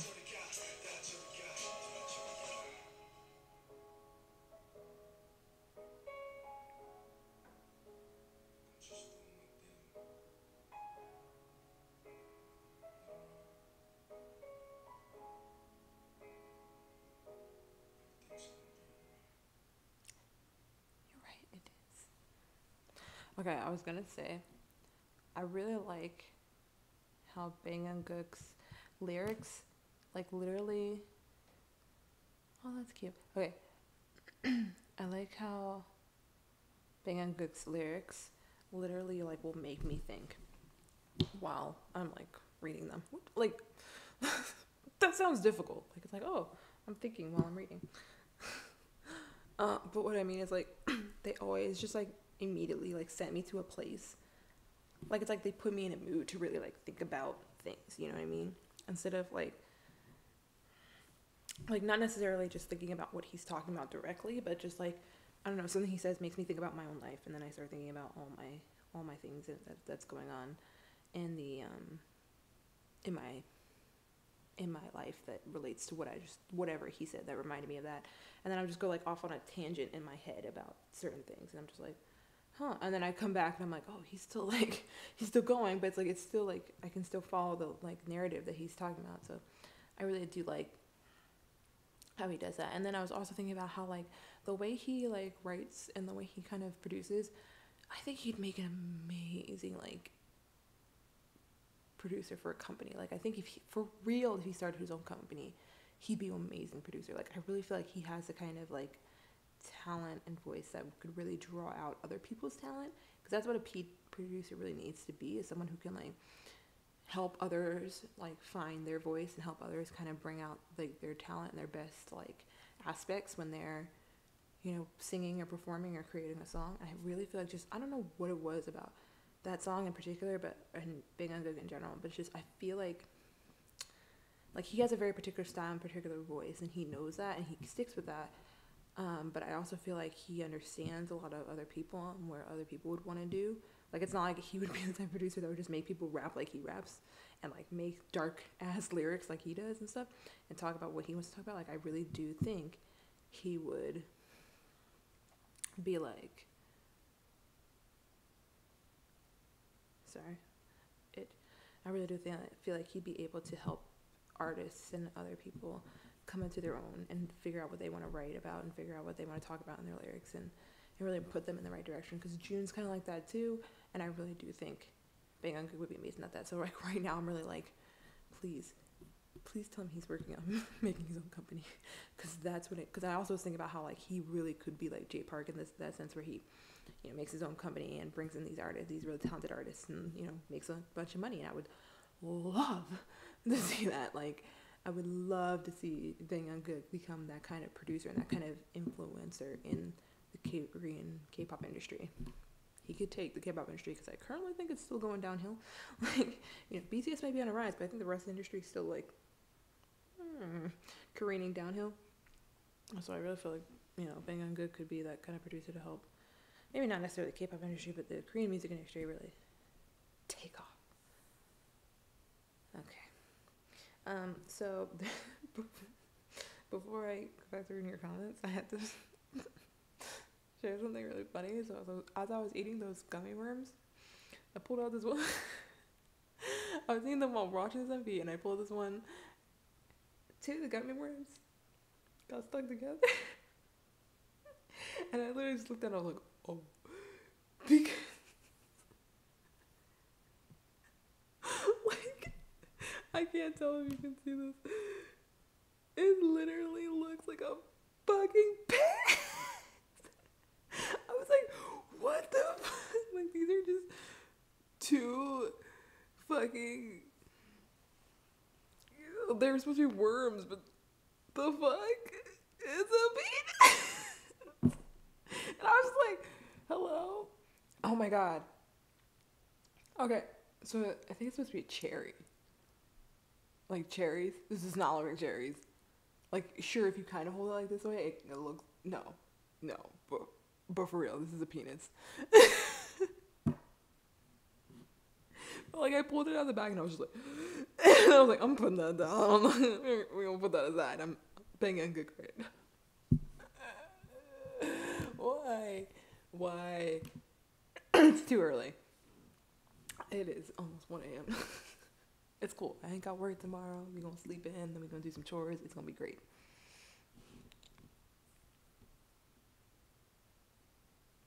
I'm totally gonna eat that penis later, but I wanna take a picture of it first because I gotta show some people. But show that shit off.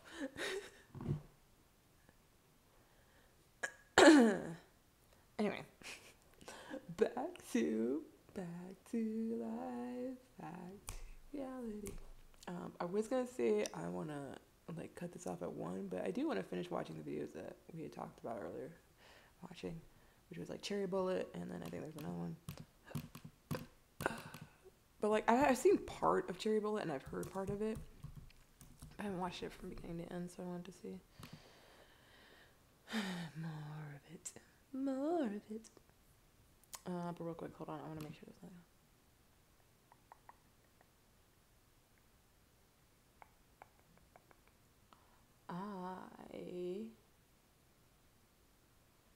Monster X announced to come back. Where have I fucking been? I missed that one. I saw SF9's.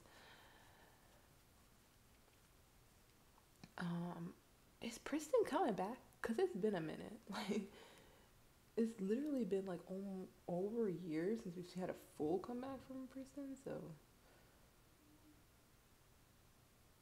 I'm curious what the fuck's been going on with them. CLC, I'm curious to see what concept they're gonna go with, because it's like with them it's either girl crush or cute innocent, and it's kind of weird. Ace is slowly growing on me, so again I'm interested to see where their concept goes. Pentagon I've always loved, but I had this weird aversion to Shine. I feel like part of it was just because everyone was hyping it so much. You know what I mean? Like everyone hyped Shine so much that I was like, you know what? No, I don't like it. And then I didn't like Naughty Boy at all. I like Shine better than Naughty Boy. I didn't like Naughty Boy at all. So, and then on general, I'm just very sad about what's going on with the whole Edon, or I should say sad about what happened with Edon, not what's going on. It's over. I agree CLC needs to stay with Girl Crush, because that innocent vibe they keep going back to is just not working for them. Every time they always said like one of those songs, I have no idea what it sounds like, but then the Girl Crush ones, they kill it and people are loving it. I'm like, then fucking stick with that. But I guess it's hard now because with G-Idol under Cube, they basically have two girl groups with like the same kind of concept. Which honestly, that's Cube's own damn fault. Cube's fucking stupid. We've been new. Anyway.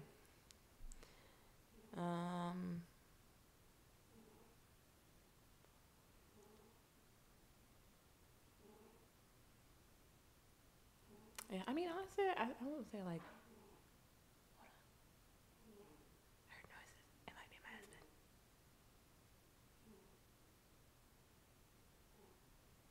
I think we're fine. He might just pop out real quick though. If he does, just know it. I might have to cover his screen because he just might not be clothed. He might not be closed. He might not be clothed. So I might just like quickly cover my things.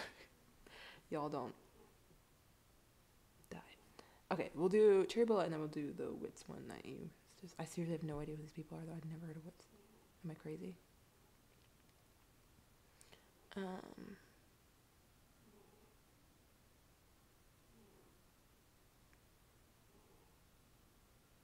But yeah, like, side note, or real quick note, I'll say about what Jay said about Zella's rap style. I can probably, well, I don't know as well since I don't follow b.a.p as closely, but I'm not surprised to know that Zella's rap style was influenced by Bangkok at all. The same way, kind of reminds me how J-Hope's rap style was heavily influenced by both Suga and RM because he learned from them directly how to rap. Like, I say it all the time, and a lot of people, a lot of people I like new armies I meet whenever this conversation comes up. And I'm like, yeah, J-Hope's style is pretty much RM and Suga style mixed together, and that's why I think his style was like the best style / my favorite style because it's like he took all the great parts about Suga and RM's rap and put it into one thing, and he made it his own at the same time. So it's like for me like one of the best ones, like the best styles of the group as far as rap style. And people are like, oh my god, yeah, I never thought about that. I'm like, yeah, he literally learned rapping from those two. Like, I mean, he probably learned from those other people that were in Big Hit and were trainees at the time, but probably most heavily influenced by Suga and RM in the beginning and then throughout their career as Bangtan. So, all right, let's do Cherry Billet, and then I'll do Wits, and then maybe cut it off. We'll see.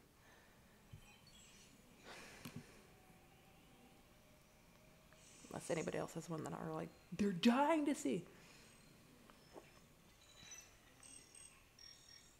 I know one of the girls in Cherry Bullet because I was watching Produce 48, and I liked her. I'm sad she didn't make it. She should have. She had a great voice.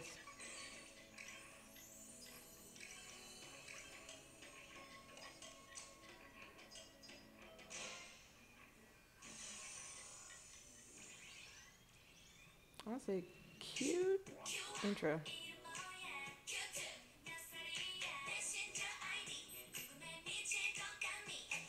Cute.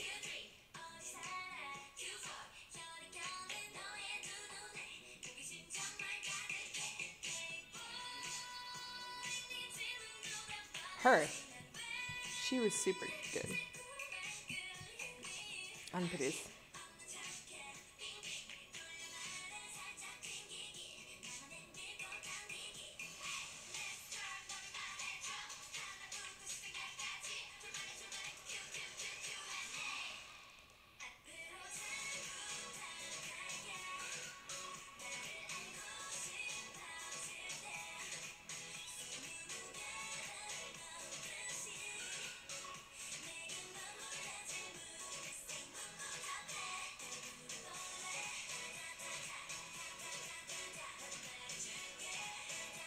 It's a bop. I shouldn't be surprised because everyone's been saying that. But there's a lot of songs people are like, this is a bop, and I'm like, meh. Like the A-Big song? Meh. Hey, that was cute, that choreo. I feel like I recognize one more girl, and I don't know if there was like several of these girls that might have been produced, but I just didn't know. I just recognize a couple of them. Just let me know if they were in survival shows, because I probably saw them there. Hey girl, I get it, you're the visual.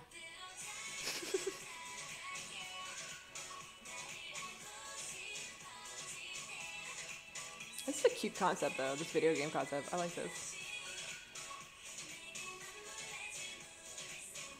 I haven't been reading the captions, but I don't really care.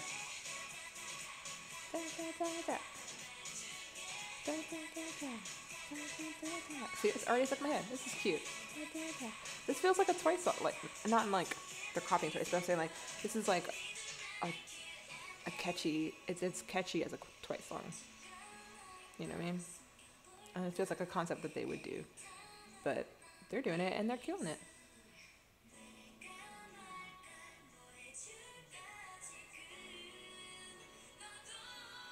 This is kind of high production value too. I see you, FNC.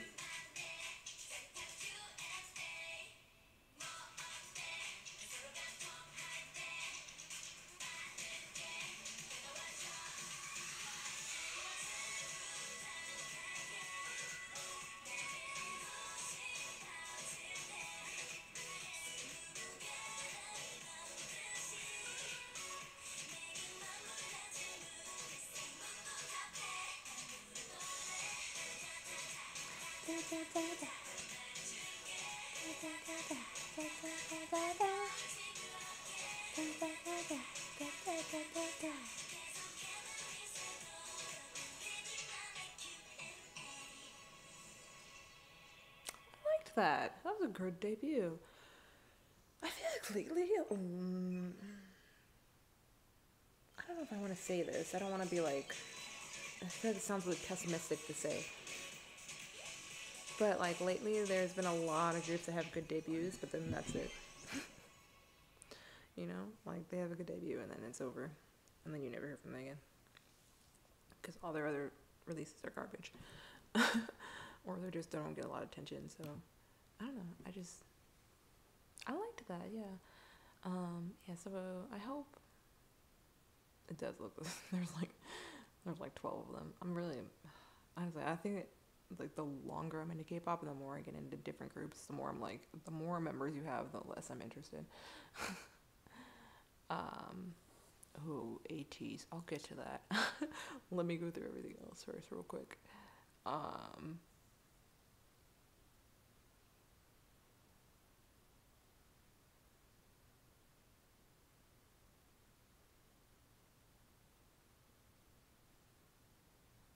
huh. But yeah, like I think it's a good title song. Interesting that FNC kind of gave this song to them versus like AOA, because I think AOA could have done a song like this and done well.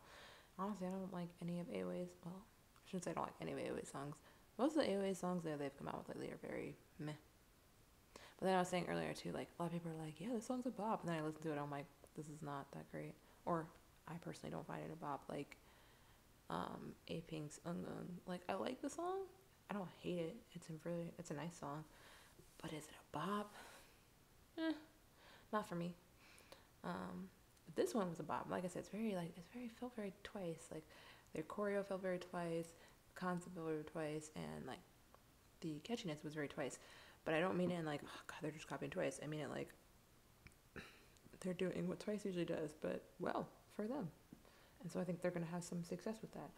I'm just afraid that's gonna be their only success because, like I said lately, a lot of these groups are coming out with these great debuts and great songs, and like, but that's it. Then we never hear from them again. So I don't know. We'll see.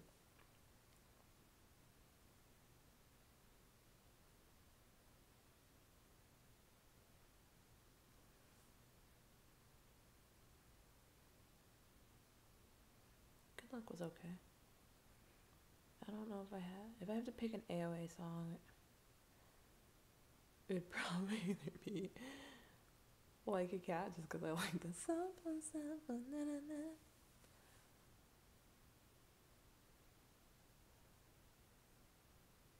I did like, what was the one with the trench coats? Was that Good Luck? No, no, no. No, Good Luck. Hold on. I just want to verify this. Let's just look up AOA. It'll give me like all of them, right? Bingle, bangle. I didn't like Bingle, bangle. Excuse Me. I liked Excuse Me. I know it wasn't like, a lot of people didn't like it, but I kind of liked it. Heart Attack's a good one. Like Heart Attack. Anyway, what was I saying? Okay, I think I'd finally moved on to my thoughts on ATs. So, I was really looking forward to ATs because that's my group right now. I love them. I absolutely loved Pirate King and Treasure. They came up with Holla Holla first, and I was really pumped because I really loved Holla Holla, and I was so excited to hear the long version. Long version still slaps, by the way. Love it. Say My Name. I like it. Doesn't hit as hard though. You know, especially after Pirate King and Treasure. Like, it's like I like it, and I think it's a song that will kind of grow on me maybe when I listen to it a lot, but it really didn't hit as hard as say Holla Holla did for me immediately, or even Pirate King and Treasure. So I almost wish Holla Holla had been the title track, but you know, I guess they decided they wanted to do a concept more with like Say My Name. I've noticed because I follow them on Twitter, they're trying to do like a dance challenge with that one move, And I think dance challenges, I don't want to say they're dead because once I say they're dead, someone's going to come up with a new one and I'm going to like have to eat my words. But like, I just feel like they're dying, dance challenges. Like, I feel like we ran that course over. And I mean, I guess dance challenges have been around for a while, so maybe I can't say that at all. But I don't know. I just don't think they're going to be able to pick up much hype with this dance challenge. So it makes me sad to see it because I'm like, ugh, baby, stop. I mean, you're cute, but just stop. Yo, we don't talk about Mingy. That's my baby, Mingy. Okay. Anyway, but yeah, so their dance challenge thing is weird, but it's honestly nothing beats NCT trying to get people to do a regular challenge where they literally would go up to people and make them go regular. Huh? And I was like, what the fuck are you doing? You look stupid. Like, I don't understand how this is a challenge. I don't know what you're doing. It's stupid. Please stop. No one wants to do this. Maybe with a dance challenge, you like have like music. I don't know. Whatever. Nothing will beat that for me. I was like, that's the stupidest form of promotion I've ever seen. I don't know who came up with that. I don't know what it has to do with the song. I don't understand. I don't understand. But that was the worst thing I've ever seen. So like ATEEZ isn't that bad with their little driving dance challenge, but I'm just kind of like, babies, I don't know if you're gonna really get much hype out of this one. I think we're just gonna have to like let this one go. You know, just let it be. You know, you might not get a lot of hype for this one, but people are still watching you. Like, I think people who were like intrigued by ATEEZ after their debut are still paying attention to them. They're like, you know what? They still killed in that Holla Holla video, and this Say My Name song, still good. You know, they still got it. They still kill it in the dance with their choreo and stuff. So I think they still have people's attention. I think that's good. I think their next comeback should just fucking punch people in the face, though. That's what they need to do. I'm anticipating that. To kind of build the hype. You know, they came back with like a kind of medium type of song. They're like, okay, and then they come back with the like banger, and everyone's like, okay. That's my theory on ATEEZ. Okay, anyway, let me not forget about Wits because, like I said, I'd never heard of them. I'm just gonna Google them, see what comes up. Google. This is not Google, but oh, it's boys. Okay.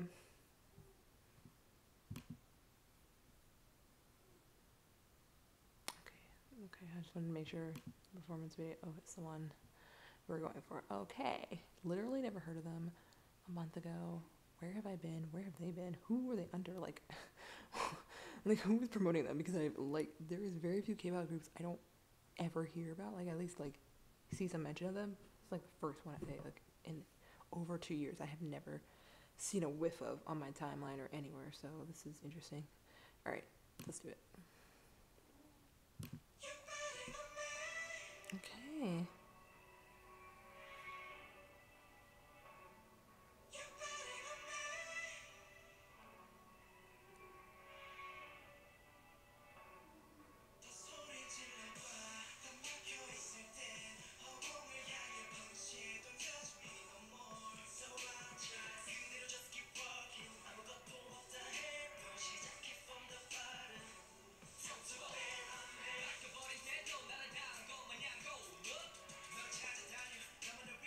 I have a small complaint, but because it's a performance video, I won't bring it up until the end. I'll tell you what I'm thinking at the end, but like I won't really. It's not a big deal.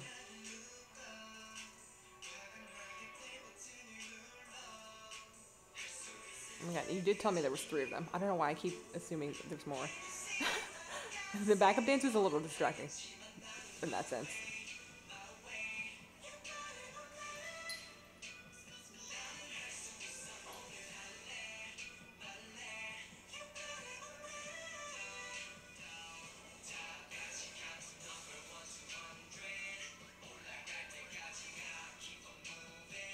I was like, why aren't we focusing on any of these other people? And then I was like, right, you told me there was 3.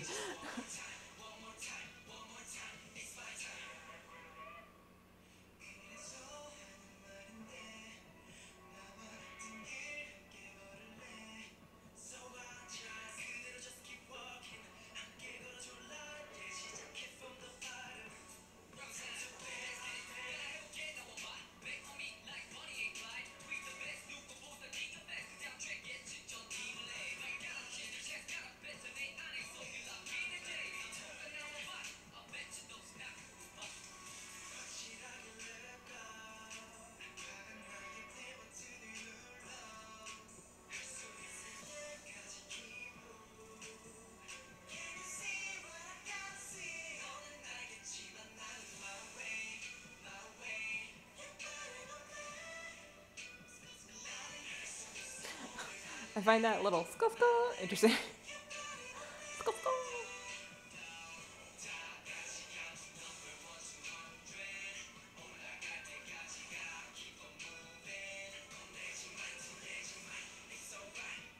I don't even know how old these kids are because they look really young, especially that one.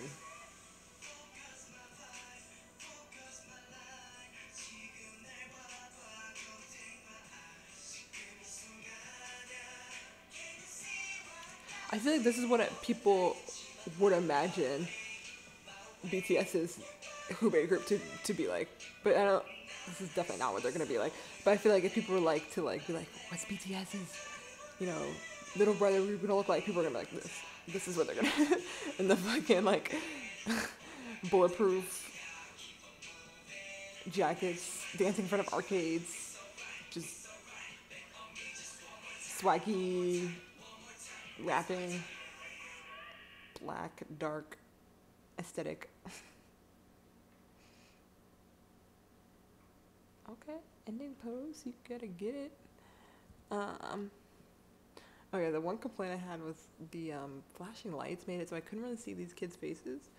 But I was like, okay, it's a performance video. Like, I can forgive because, you know, it's supposed to show up kind of more of the choreo or performance aspect of it. You know, we're not really supposed to be focusing on their faces all that much in a performance video. So I can forgive and let it go. And then, like I said, I got confused because I was like, why are we looking at any of these other people that are dancing? And then I'm like, right. You just told me there was 3 of them. Don't need to worry about the other people, do I?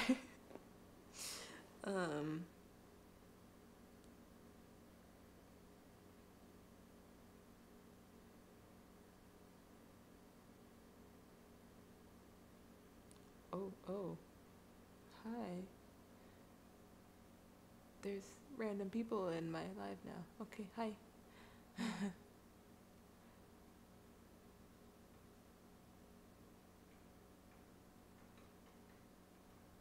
Yeah, that's the other thing. Yeah, doing a challenge when you're rookies. I don't know. That doesn't feel like a smart move. Like NCT, yeah, maybe, sure. They kind of have a fan base because they're SM, but ATs, y'all have a fan base, but not a fan base. But okay, it makes sense. This is pre-debut. There were a couple of aspects of their performance and their choreo that felt very unpolished to me. But I was just like I said, they look very young. 96 and 98 isn't that young, but they look very young. So I don't know. I feel like excuse me, if they spent a little more time working on that. Have they debuted already, or was this just, when did this come out? Let me look at it. December 19th. Okay.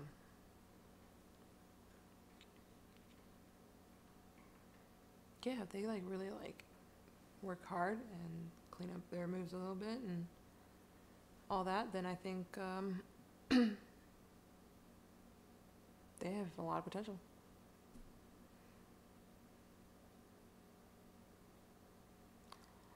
I think the challenge thing started.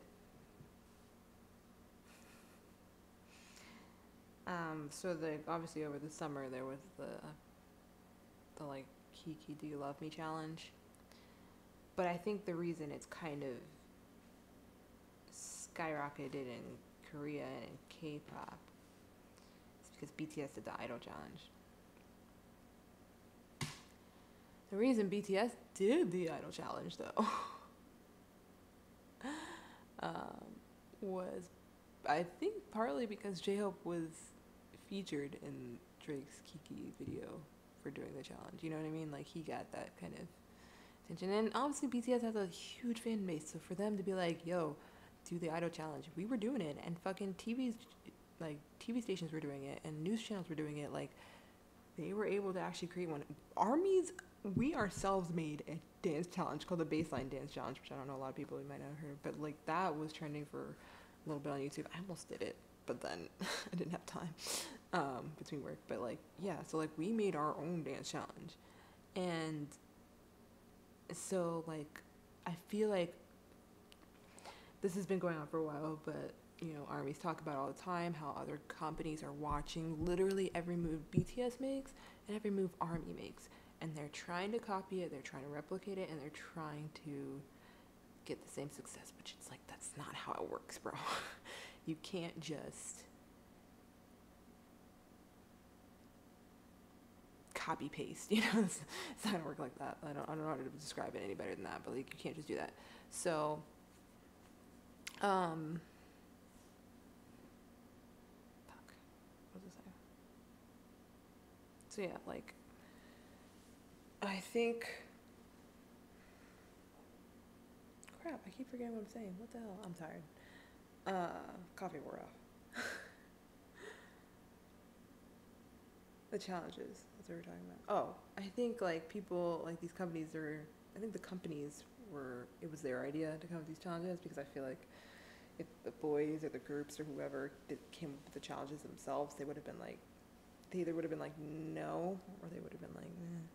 I mean, I could see it also at the same time. They're like, well, we should do something like that too. There was this really funny thing going around on my TL. It's not that funny, but it was kind of funny to me. So G-Friend decided to make a crack video of their Sunrise like song, like a crack version of their MV. So they watched BTS's Spinebreaker MV that they had made, right? They made that on V Live, and they watched it, and they were like studying it, like they were like, oh, interesting. They were like, I think the main point here that they did is, and like I was just, and like discussing it, and I was like, no, like I laughed because I was like, this is hilarious that they think like BTS was like, I don't know, making waves with this MV, but literally the producers from the Run, like BTS Run, their V Live like variety show, they were like, all right, you guys have to make your own music video. Pick a song, pick a concept, pick some outfits, and do it in this hotel while you guys are on tour. And literally, that's what they came up with, like just out of their own stupid ass heads. Like they literally just came up with that stupid MV for Spinebreaker that was really cringy and really annoying. And I'm saying this all very lovingly. Like it was super just unnecessary. But it was great. But it was very BTS. So like for G-Friend to be like, we're gonna make a crack video too. And I didn't watch their version, but I saw like the thumbnail and I was like, girls, I feel like you already failed. If you were trying to go for what BTS was going for at all, you failed, because it looked like just like a cutesy version of their Sunrise MV. And they were just like in normal clothes. So yeah, I don't know. I don't particularly think most groups and most companies really understand that if you're gonna copy BTS, I don't know. It's like, I mean, you can get some ideas from them, but don't try to copy them. Don't do that. You can like be like, yo, they had it right, but only apply it to yourself and your groups if it'll work for you. If it's not gonna work for you, don't do that shit. You know. That's my thoughts on that. So the Psy thing. I really don't know much about this idol group thing. Is it gonna be a boy group? Is it gonna be a girl group? I don't know. I'm interested, of course. Like Psy, I mean, sure, Psy like is known for his like stupid songs and like wacky dances and, you know, out there MVs, but I think Psy knows a good deal about the music industry. Side note, I'm a Virgo too. Virgos, what up? Anyway, so I think it'll be interesting to see what Psy does with an idol group, honestly. If it, I mean, I imagine it'd be boys. I'm not saying it'd be weird if he did girls, but I can't imagine him producing a girl group.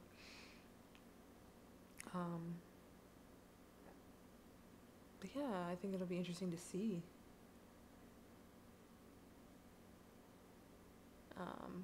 what he does with that. So, I mean, I honestly, anytime an artist leaves YG, I celebrate. Psy left, I was like, whoa! Even though I don't really care about Psy. Epic High left, I was like, whoa! I was so excited. Epic High left YG. Now I just need like Lehigh to leave. Honestly, I would love if Big Bang left, but who knows what'll happen. Either Big Bang will leave YG or Big Bang will take over YG, and I'm fine with either of those options.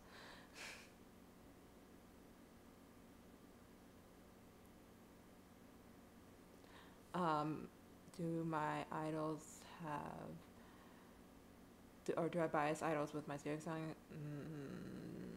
Nah, I would say not really, because I don't think any of my biases that I know of have my sign. I have a biased wrecker, June. Yeah, June's a Virgo. And then Cookie is the only other Virgo that I know of, and he's my son, so that's a no. But as far as my other biases in K-pop, I don't know their signs as well. So, but as far as I know, none of the rest of them are born around me, so I don't think any of them are Virgos. But I don't know. If y'all know any Virgos, you can Virgos in K-pop that aren't June or Jungkook, you can name them, and I'll tell you if they're my bias or not. Probably not. I feel like most of the time I bias if they're or any member who might be a Virgo is probably either a biased wrecker or have no attachment to them. That's like one or the other. Though June has been trying me lately. Anyway,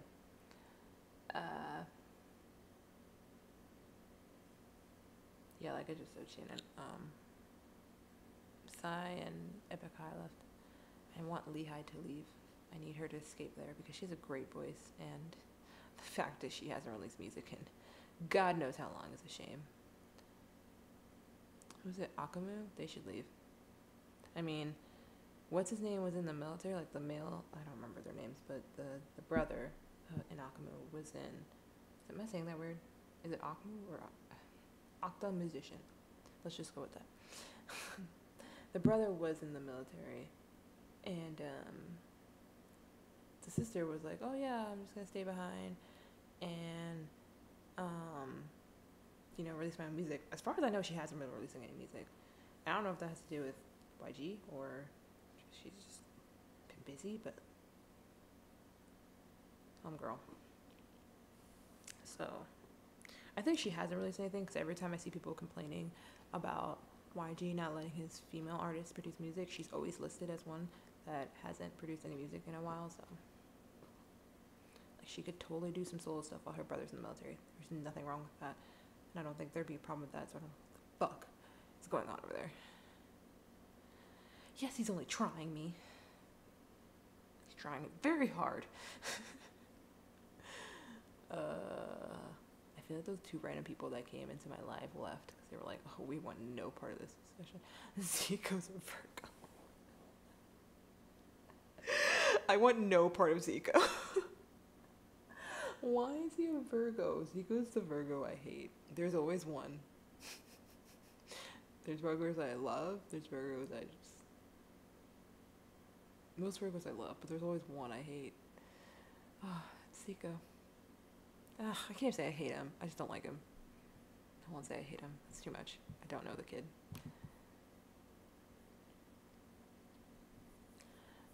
What else were we talking about?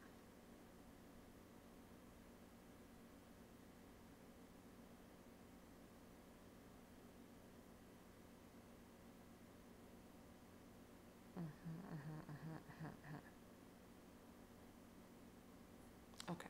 Yeah, we already...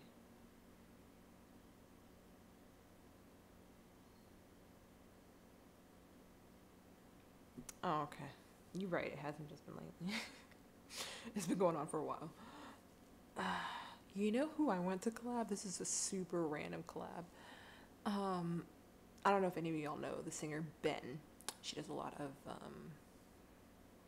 OSTs, like songs for dramas and stuff. But she's like my favorite voice right now. I'm obsessed with her one song, Loving. Such a good song. I don't know why. It gets stuck in my head. But I feel like her vibe really matches RM, and I would love to see them collab. Cause like, especially after RM released Mono, I was just like, yo, Ben, RM, this is it. Also, she's my age, I think. Yeah, she's my age. So, June, if you're into older women and you hook up with Ben, that means you're willing to hook up with me. So, oh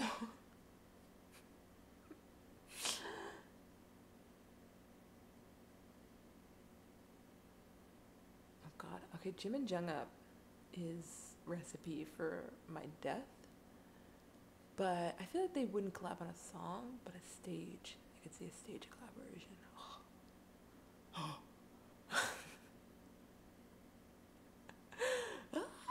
I would shit myself. I would shit myself. Honestly, well, okay.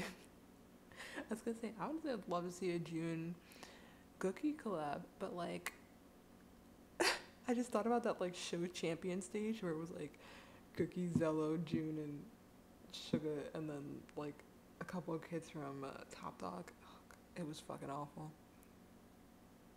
So I, like that popped in my head. I was like, no, no, no. But it'd be different this time.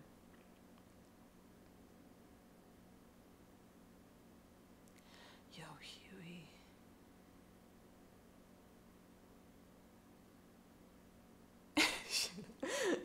I saw a mashup of their songs. It was terrible.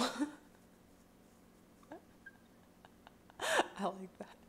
It was awful, but I want it. I get what you mean though. Like that version was probably awful, but like now you can imagine what it might actually be like, and it would probably be great. For the record, I really love. Oh look, it's me. Um, let's just get that out of here. I really love the Lisa Sugar collab. It's great, and it's very Korean GP friendly. Like, just the vibes of it is just great. I loved it. I haven't watched this Wavy, which is the Chinese version of NCT. I don't understand why they changed their name. Like, why don't you just call them NCT China? It's a lot less confusing.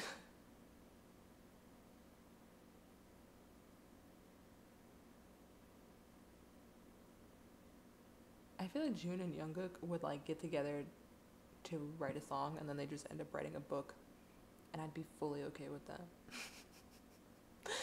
They're like, yeah, let's write this song, and then like 2 days later, it's like a full 20-page anthology. Not 20-page, Jesus. 200-page anthology. 20 pages isn't that much. But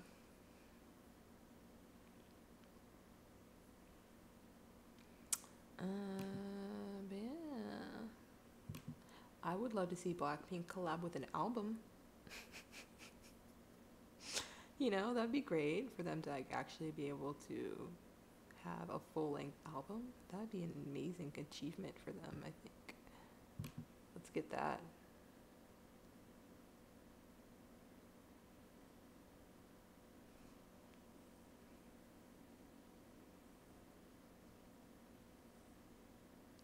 Honestly, there's a lot of like random collabs I would love that I just like probably can't think of right now.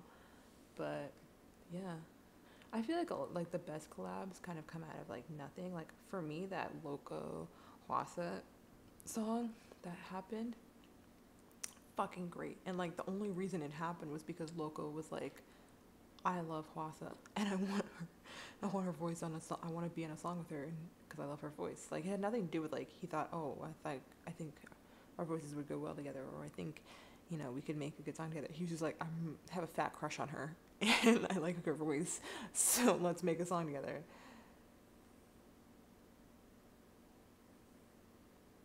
And I fully support that. And it was great. It was great. So I think a lot of these, J-Hope Cello would be lit. I think a lot of these, a lot of collabs come out of like nowhere. Like that hunky, what's his name? Huisung? Not Huisung. Whatever. The Lee Hun-ki and the kid from, oh God, why can't I think of it? The fuck? Yeah, I know the name of the song. This one. Yes. Still love you. It was Sweet Song. Okay. This one, this collab. I mean, they're both FNC and they're both like kind of main vocalists, but that wasn't one I would have like thought, wow, that should happen, and it happened, and it was great.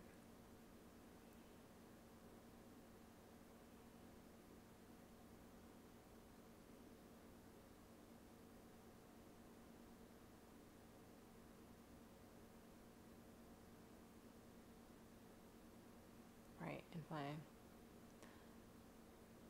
I did okay. What was that one with like it was like Chunga, Soggy? Is that the Wild Thing one? I'll just look it up. Cause I had some thoughts on that. Yeah, the Chunga, Soggy. It was Sinbi, right? Yeah, it's right here in front of my face. And Suyeon. I was so looking forward to this collab, and I honestly wasn't that blown away by it, and I was kind of sad about that.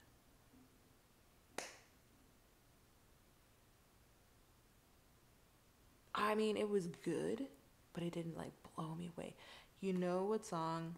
I talk about this song a lot randomly. I've mentioned it like 1,000 times over the past like couple of years.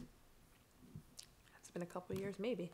But this song by this like random, it's called Deep Blue Eyes, and I mean it was written by by what's his name from B1A4, Jin Young from B1A4, but it's literally like um, a bunch of random idols came together. Diana from what the fuck is her name? Y'all know from fucking TS. IU Jungkook. That'd be the club of the century. Okay. Back on topic.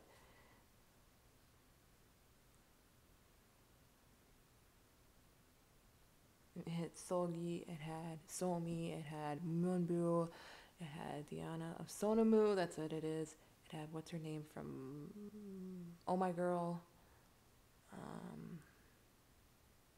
I had that one random girl from Produce. We had a bunch of like random girl idols, but they really came together and made this like really nice sounding girl group. And I was like, why can't this be a thing? Because it was only for this like one little like drama thing they were doing. And I was like, why can't this be a thing? Like they killed it. And it was like one of my favorite songs from the year it came out. It was like a year ago. But it was like one of my favorite girl group songs, one of my favorite songs. And the fact that it was just like a little project group was kind of really frustrating for me. Honestly, IOI. Why did we let IOI die? I heard a rumor today that there's a new Produce coming out, Produce X or something. That there's a rumor that apparently it's a boys version. There's a rumor that the group will be together for 7 years. So basically, they're just gonna make a new group, and it'll just promote together like a normal group would for like at least 7 years. And I was like, well, goddamn. Because it just feels like, if that is true, which I don't know if it's true, it's a rumor, but if that is true, it's basically like they literally saw that. Because like with IOI, they were together like 6 months. And then with 101, they were together like a year and a half. And so now, if they do another group, they're going to be together. I don't even know how long Produce 48 is supposed to be together, but probably maybe 2 years, maybe like, I don't know, but like it seems like they're getting longer and longer. They were like, maybe we should keep this going since we're making fucking shit ton of money. I really don't understand. IOI would have made them bank. They kept them together. 101 was making them bank. And I know they were trying to keep them together, but I know a lot of people were protesting them staying together because there was people like Minhyun who, like a lot of fans wanted to go back to Newest, and Sungwoon needed to go back to Hotshot. And then like the brand new boys were waiting for Daehui and what's his name so they could debut together as a group. Like it's just, there was too many like things, but I don't know. I'd love to see that. That is true. I think a lot of fangirls would, unfortunately, not be mature about that. probably one reason he's probably like, I feel like he could honestly approach her about it, but he probably hasn't because he's afraid of that, which sucks. I hate people. Mostly solo stands.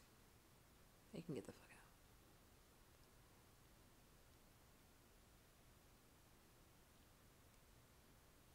But yeah, there's a lot of like collabs and like project groups that I think could kill it. If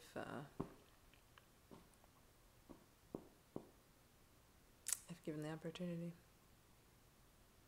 Anyway, so it's a whole 40 minutes after I said I was gonna stop doing this. Any last requests before we call it a night? Because I really need to not be on here until 3 a.m.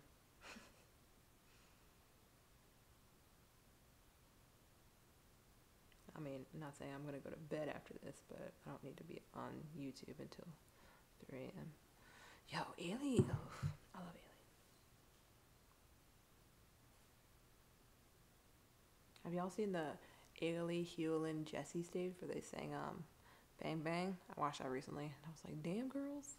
That was weird because like Jessie comes out to do Nikki's part and then she like leaves. I'm like, where are you going? The song's about to be over.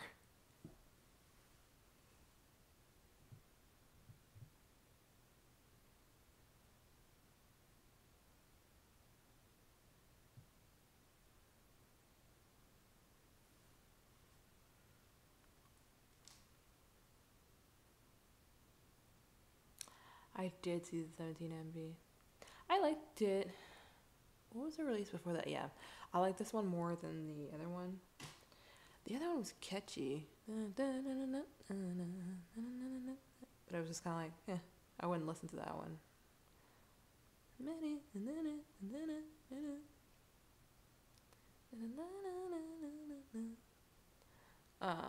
But I liked Home. It's very much more. That Home was kind of what I remember thinking this because like I remember seeing the I was really getting into 17 right before the clap comeback, like right before that song was released, and so I saw all their teaser pictures for that comeback, and I really thought the song was gonna kind of sound more like Home did, but no, it sounded like clap. It was very more rock, but like Home, that kind of darker concept was very much what I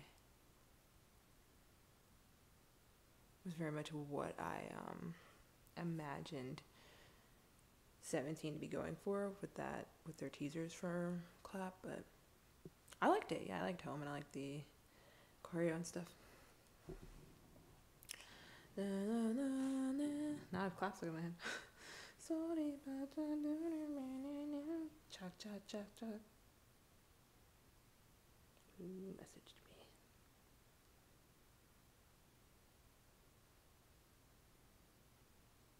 Was that like special MV, the Getting Closer one? Look it up. Oh my, that's what. The only reason I even know that melody is 17. I watched like every single end of the year award show and they performed it all the time, so. Oh, damn. Okay. So I was wrong. I watched Getting Closer, not Home. Okay. Then let's watch Home. I was like, yeah, I thought Home. I totally forgot they released this like literally 2 days ago. I forgot about it because I was like, yeah, I've seen that. That's what I was talking about, was Getting Closer, not Home. I'm sorry. I'm stupid. Anyway, let's watch this.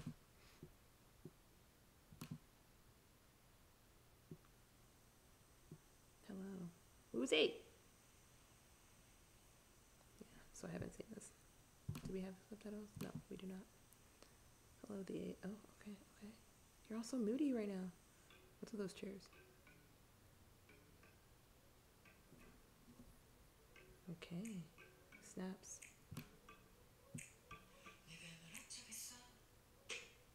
I gotta say, is it Junghyun? I feel like I would say his name weird. I feel like I really liked him with long hair. Short hair's not bad, but like he slayed. Okay, Woozy, stop that.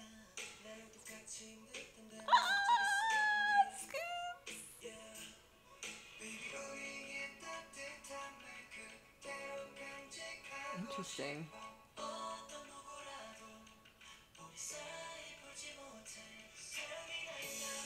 Gosh, I forget how many of them are in there, and then I see them dance like that, and I'm like, God, there's so many.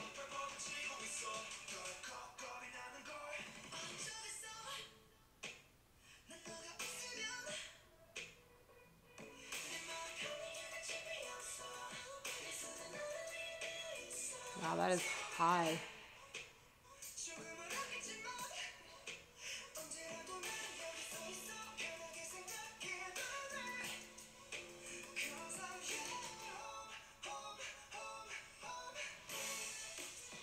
Okay, DK.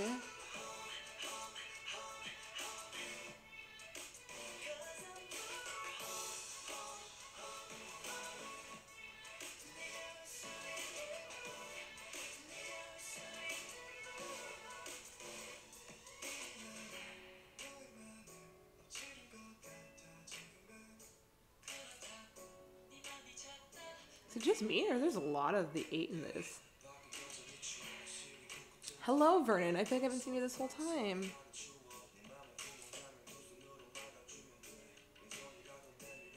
Like Mingy? I'm gonna need to show. Mingyu. Oh my god, I'm sorry. I got confused with Mingy. Mingyu. Shut up, S Cubes. Take that little beret off, you little weirdo.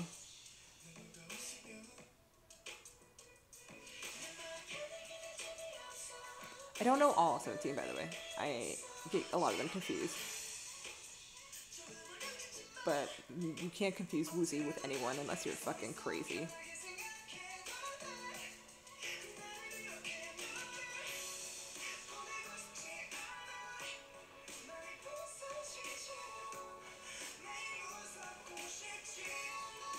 I think honestly, watching 17 videos, most of the time it's really just to see their choreo and see their performance, because there really isn't another group like them when in terms of performance. I mean, they have great vocals, they really do. They're rapping, meh, but their vocals are great.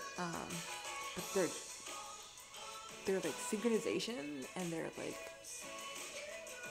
ability to move in these like beautiful patterns, and like I don't know if y'all see that seen that idol room clip that's going around on the timeline, like going around Twitter, of them like literally just like perfect lines, perfect everything, and I was just like 17 on some real shit. Like it is a lot.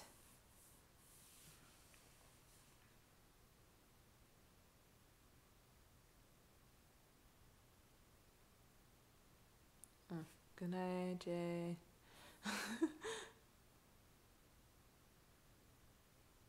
Okay. Okay. Good to know. Because I was like, oh. So home is it home the title track then? And then Getting Closer is just like on the album? That's a shame because I think Getting Closer is a better song.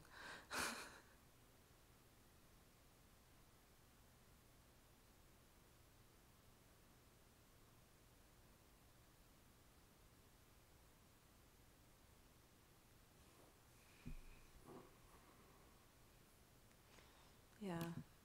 This reminds me of like Thank You. Like it's a nice song, but I wasn't blown away by it. I wonder if they can find that. Yeah, the idol room. Let's try it. Dance.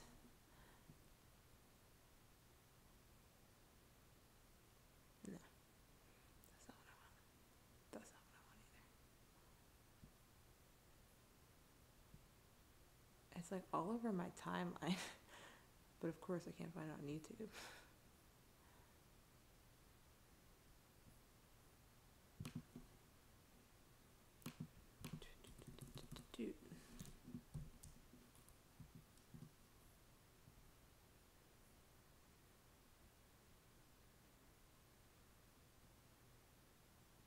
Maybe this is it.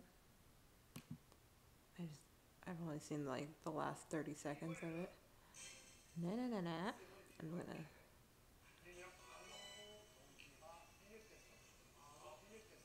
haven't been watching Idol Room for the record. Like I stopped watching like all of these shows. I haven't watched the old, what was it?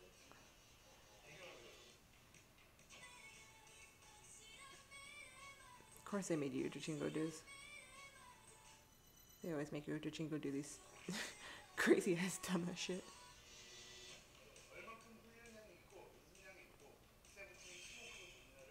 And then they make 17 do it, and then it's. But yeah, because it's so many of them, it's kind of a little more impressive.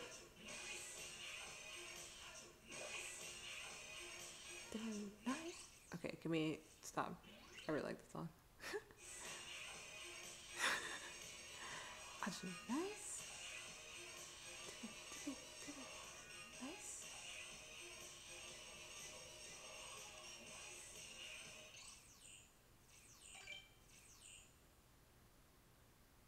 I was just saying that from the front would have been more impressive, not from the side.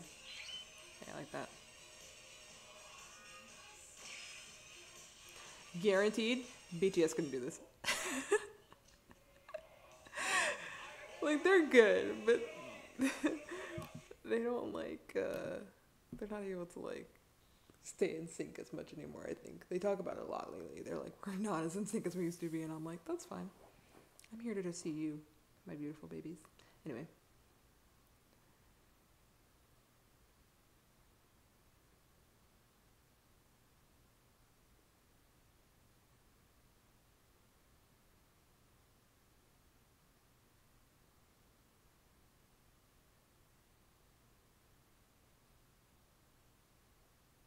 Right, I saw an article about 17 talking about how their goal for the year was get a day song.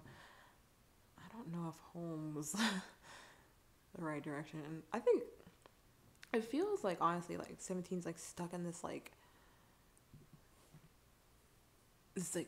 cycle. I don't even know what to call it. Like they kind of like came up a bit when they released Ugushipchiana. Like they were having like this kind of come up of like popularity. But then they just kind of stayed there, and everyone else is kind of like caught up to them or even surpassed them in popular. Like there's other groups that kind of, you know, they're a little more popular. I don't even know if I want to say that honestly, but I just feel like 17, they haven't. For me, they haven't really grown much. Like they keep putting out like almost the same sounding songs. It's like one or the other. It's either Kumapta or it's getting closer. It's either Ugushipchiana or it's what's that? Clap. What's that other one? No, it wasn't Boomerang. I'm thinking of Boom Boom. That's the one I was thinking of.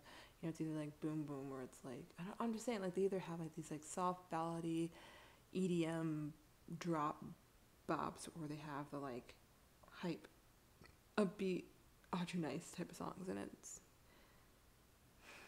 not bad, but it's like because they just keep going back and forth between those two, I feel like they're not going to have any sort of success if they just keep doing those things. Like I feel like they need to really change it up. They really need to do something else. They really need to like find something else to like grab more fans and like grab more attention, but they just keep doing the same shit.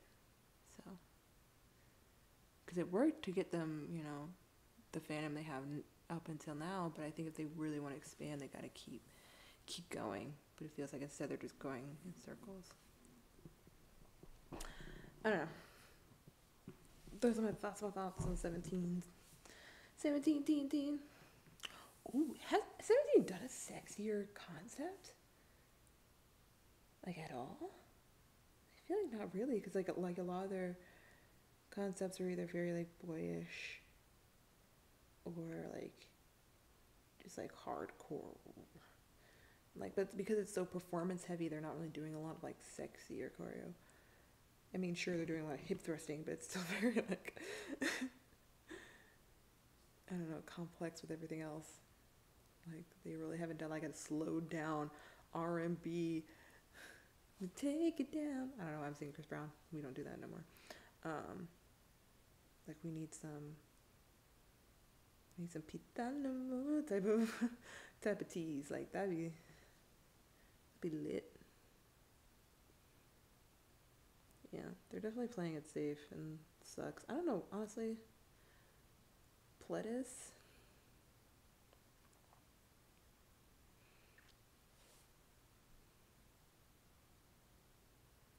Maya was on the sexier side, but again, that was a title track, and that was also, I think, written by Chinese Line, like the Chinese members did that one. Like they wrote it. I could be wrong about that. I mean, yeah, it was a little more. That's why it was a bop. But can we get one of those as a title track? Like, please. That's all I'm saying. For real. If you're horny, let's riding my pony. I said, coming to anything else? Like 6 minutes before I'm going to turn this off. Instead of 1, we're going for 2.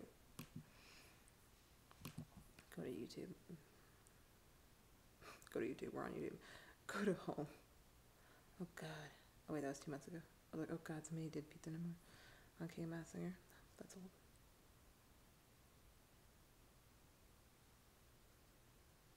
Say my name, say my name, say my name. Say my name, say my name, say my name. I liked it.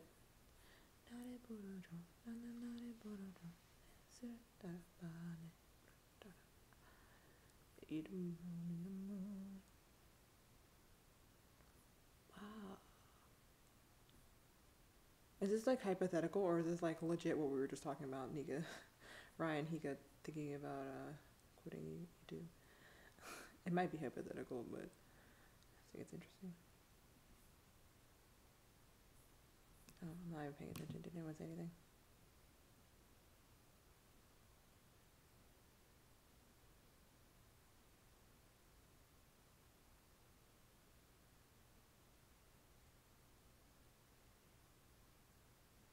Did you, Shannon? I totally missed that. I don't remember Easy coming up.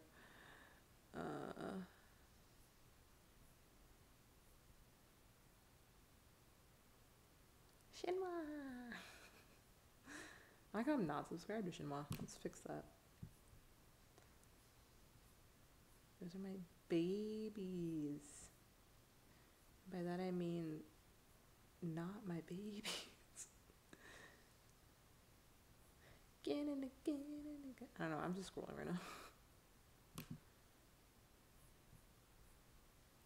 PLT, I think I watched a bunch of PLT, by the way, randomly one day.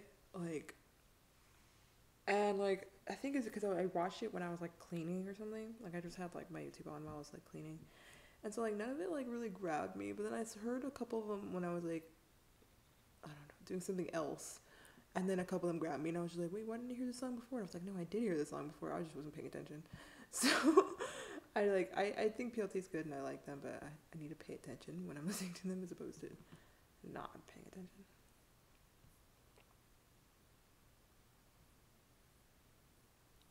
Dude, okay, hello.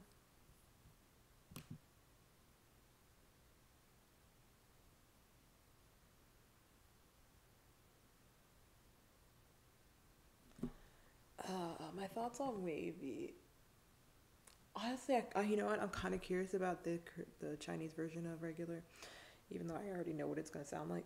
So let's just watch it. But my thoughts on them basically are why, like why do we need Chinese versions of like why I honestly still don't get NCT's concept. Like I mean, obviously it's not that complicated. It's just like they have a bunch of people and they're all just gonna do different things in their different units. But it's just like it's too much. Like y'all are doing too much. No one has time for all that. Like is what I'm saying. Ain't nobody got time for that. Also, I heard like so like I know some of the NCT members. Hold on, let me make this big. I know some of the NCT members, but I heard Win, who is known for not getting any lines in regular like NCT 127 or NCTU. I think he's in NCTU. I don't remember, but in any of the other units, he's known for not getting lines. And I was like, oh, it's because he's Chinese.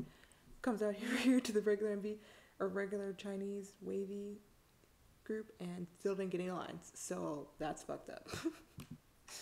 That's all I have to say about that. It's fucking fucked up. Oh, okay. Oh, okay. That's Lucas, right? I just see him all over my timeline. I don't even know him. I just see him. Is he Thai? Is that 10? The only reason I know that is because he's shirtless. I would assume that would be 10. I have no idea who that is. That should be Win-Win, right? The one in the red hair? I have no idea who this is. Are they singing this in Chinese? Because I can't tell.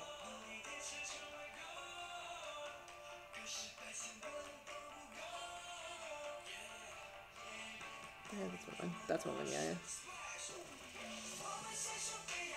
Okay, this sounds more Chinese now. The verses didn't sound all that Chinese to me. Were they singing them in Chinese? Were they singing in Korean? Am I stupid?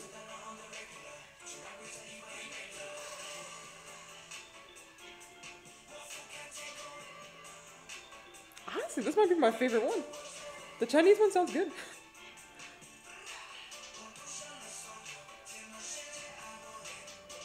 Like I talked about it in a thread on Twitter, but I'll talk about it again real quick at the end of this.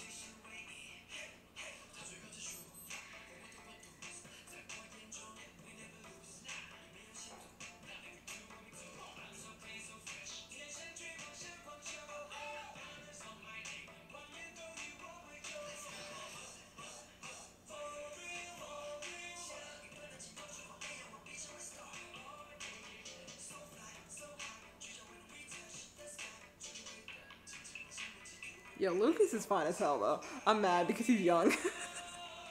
Cause like I'd only really seen him like a couple times in the TL, like him being stupid as fuck. But look, in this MV, he fine as hell. What the fuck? I'm mad. He young. I'm mad. This might be one of the best Chinese songs I've heard. Cause I've heard a lot of Chinese like versions of things and Chinese stuff. I really like this one. I'm gonna need Lucas to go away. Like, legit.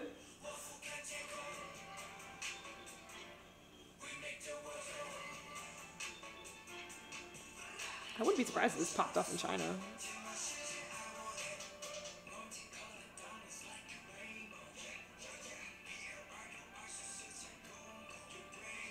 But like, I hope they are they gonna promote in China? You know what I mean? Are they gonna promote this Chinese song in Korea? Like, what's going on with this? I don't understand. Again, I don't understand.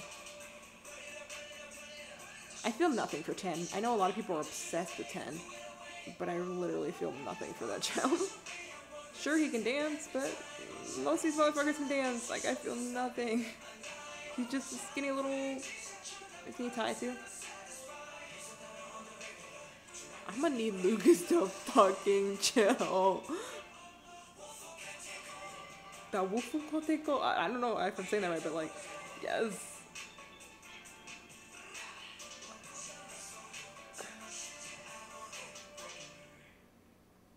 No, okay, like, why was that the best one? Because the video was better than the Korean and normal versions too. God, sorry, 202. Okay, well, let's wrap up our thoughts on this real quick, and then we're gonna call it for the night. Let me read your comments and then I'll...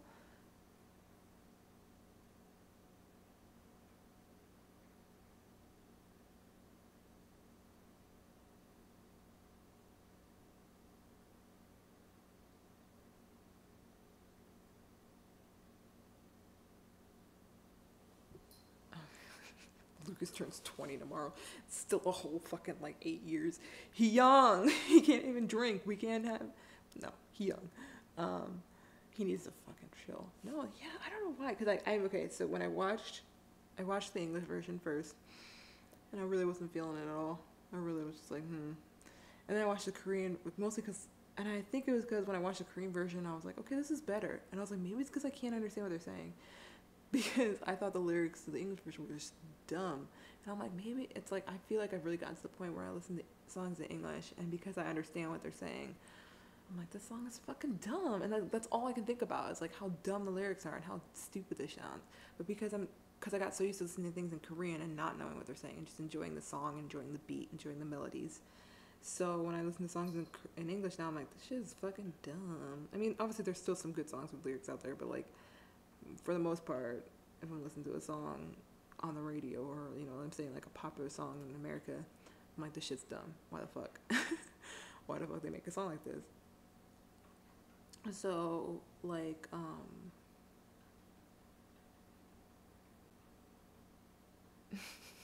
don't bring Dee Dee into this, Shannon. um but yeah, so but then yeah, hearing the Chinese version, I'm like, wait, this sounds even better. So I don't know, like I don't know if it just goes well with Chinese, like the beat or the like the rhythm of it, but I feel like that very happens. Like I don't want to say I'm not a fan of Chinese because that sounds like I don't know, that sounds weird. Like it sounds like I don't like Chinese people, but like I mean, it's like I've watched Chinese dramas, I've watched Thai dramas, I've watched Taiwanese dramas, but they speak Mandarin and stuff in Taiwanese dramas. I watched Japanese dramas, I've watched Korean dramas. So literally every I've literally watched almost every version of an Asian drama there is, and just Chinese, just I don't know why, it's just my least favorite. I won't say I don't like it. It's just my least favorite of all of them. It's a tie between Chinese and Thai. Thai can sound really grating too. So for me, where was I going? I got distracted by your guys' high-fiving. You youngins. For me, it's just like I'm not used to like whenever I hear a song in Chinese being like, oh, this is great. Or like if I hear a version of a song that I've already heard in Korean, liking the Chinese version better. You know what I mean? That very rarely happens. And this is like, I feel like the first time. I'm like, no, I think I like this one better. Like, if I had to pick one to listen to, it'd be the Chinese version. If I had to pick one to watch, it'd be the Chinese version. Because goddamn, Lucas, he looked fine as hell. Like people, I remember when he like first kind of started joining NCT, I guess back when they were like NCT 2018 or whatever, and people were like freaking out about him on my TL, and I was just like, I don't really get it. I mean, he kind of cute, I guess, whatever. And then they were like, then mostly people were just showing clips of him being stupid and saying stupid shit, and I was like, oh, okay, I guess people just like him because he's funny as hell, whatever. But now, I'm like, wait, homeboy fine as hell.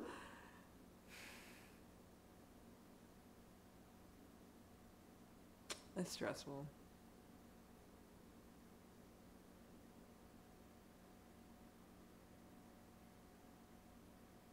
Yeah, we're gonna have to keep Lucas and Dee Dee, my Dylan, in a little corner. My little baby Chinese. Well, okay, like I said, I think Lucas is from Thailand, right? Am I wrong? Let me know. If he's not, he's from like Taiwan or something. Because I swear, like, I saw something. Well, I saw something, definitely saw something about 10 having to go back to Thailand to avoid the mandatory military service for them. But I don't remember if Lucas. I know he's not Korean, that's for damn sure. But he could be Chinese. I don't know. I don't know anything about him. But like, I'm gonna keep him and Dee Dee in my little 20-year-old baby boy pile. Not okay. It's not okay. If you can't buy me a drink, you're too young for me. So, in America, I should clarify. If you can't buy me a drink in America, you're too young for me.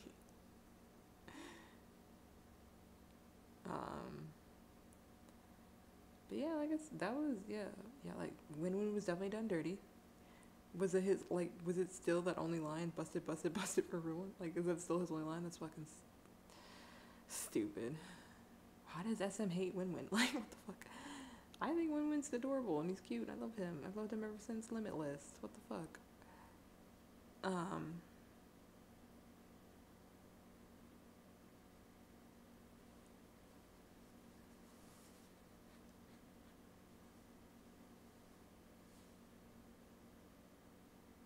but yeah, actually, I might like. Before I was kind of like, I don't really care what Wavy does because, oh god, wait, is this supposed to be like wavy? Like that's just wavy, or is it just like I don't know. I don't care. I don't care what it means. I don't even want to know. Don't tell me. Uh,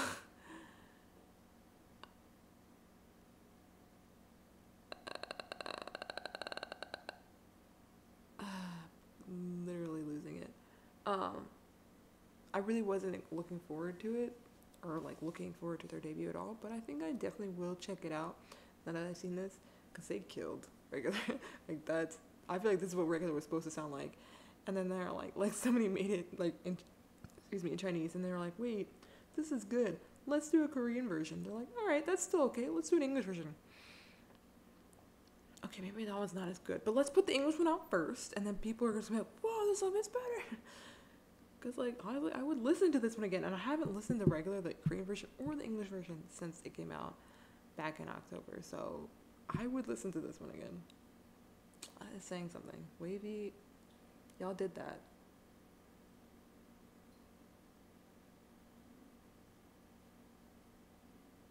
Yeah. Okay. Is this supposed to be wave or wavy? Someone let me know. Yeah, I know. Like I know this wasn't their official debut. I saw that they had a teaser. I just didn't watch it. I was like, I really don't care. I'm like, regular, it's just in Chinese. Like, what the fuck? But like, for some reason, it sounded better. I don't understand. All right, Shannon. We're gonna do yours because you reminded me. Use the cider, and then I'm gonna go to bed because it's 2 in the morning on a Wednesday. Well, it's Thursday now. Whatever. 2 years ago. Yeezy.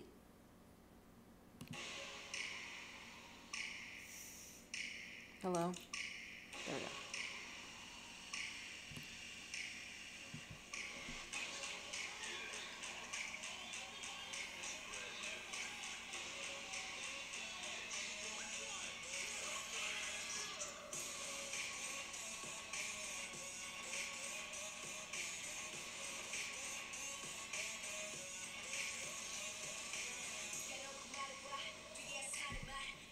I was like, I swear there's gotta be captions.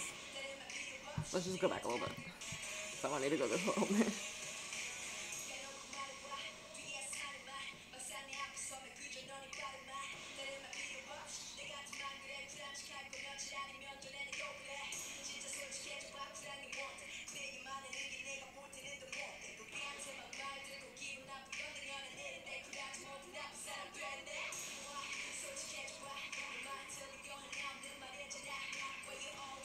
Somebody was talking about Easy recently, but I don't remember who it was.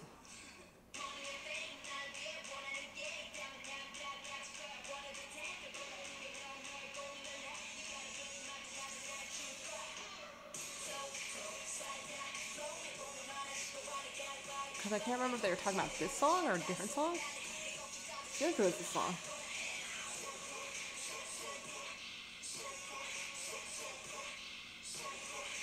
This feels very like,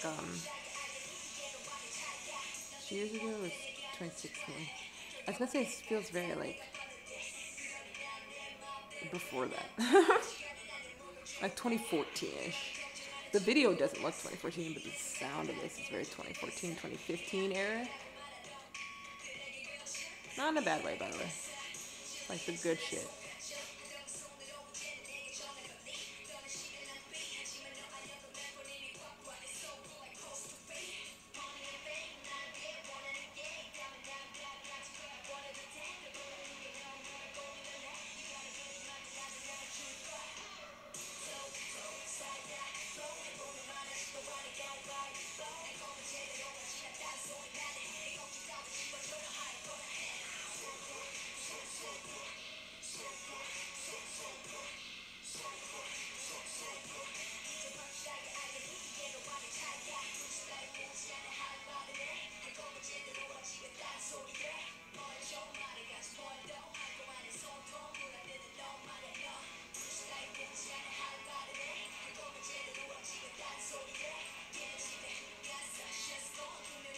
Sorry, I got shocked by the backup dancers. I was like, where'd they come from?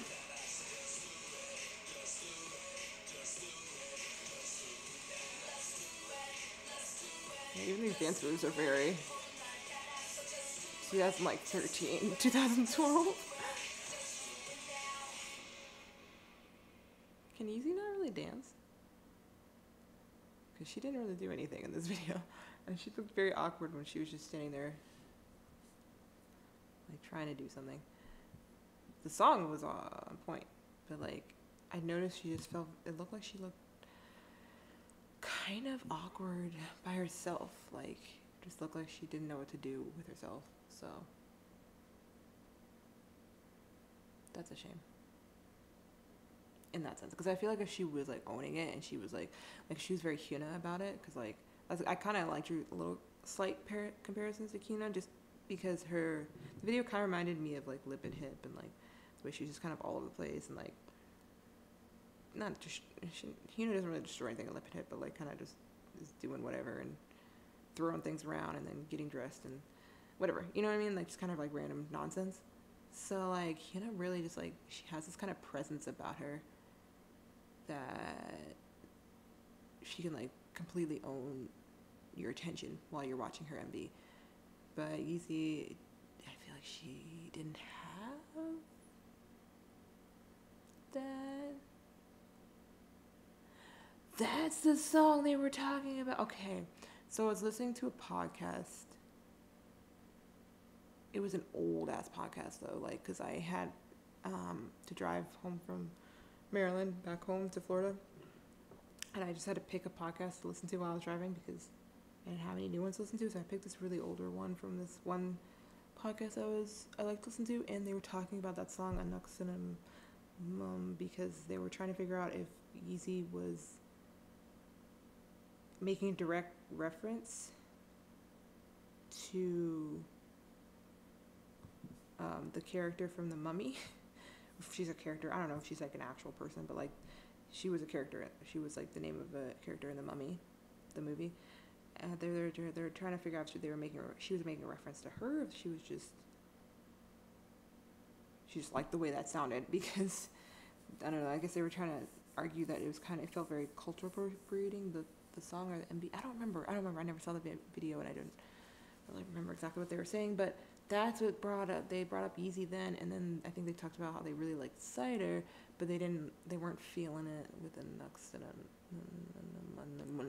So yeah, it just looked like she didn't know what to do, and that's why I was like, I feel like Yeezy probably knows how to dance, but she wasn't dancing. She was just standing there, and then all the backup dancers were dancing, but they were doing like a really simple ass dance. I was like, was she supposed to dance with them? I don't know.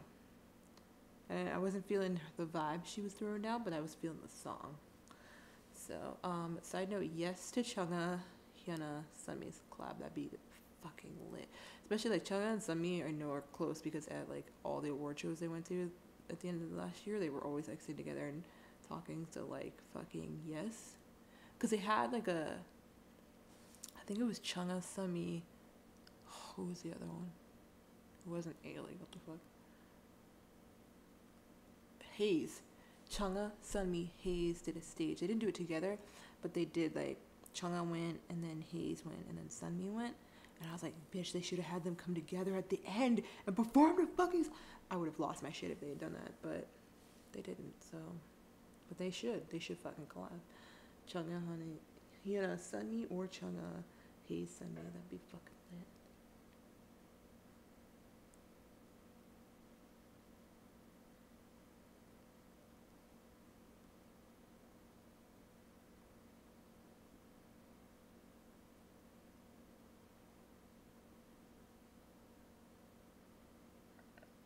Alright. I think we're gonna call it. I got no more coffee. Oh, just kidding. I totally do.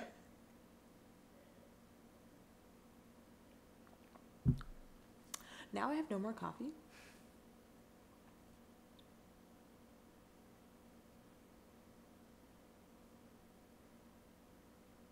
Does Haze dance? That's a great great question. I honestly didn't pay that much attention to her stage.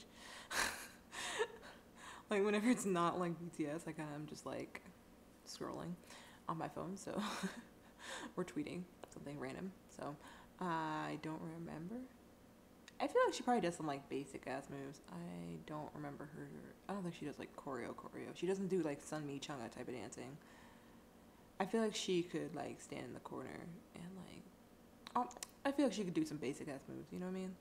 She could do some 1-2 steps. Like I'm sure she's not like completely uncoordinated.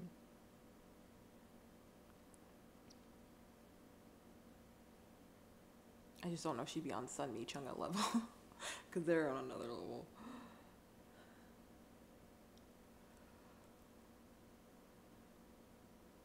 I just say they could dumb down the choreography.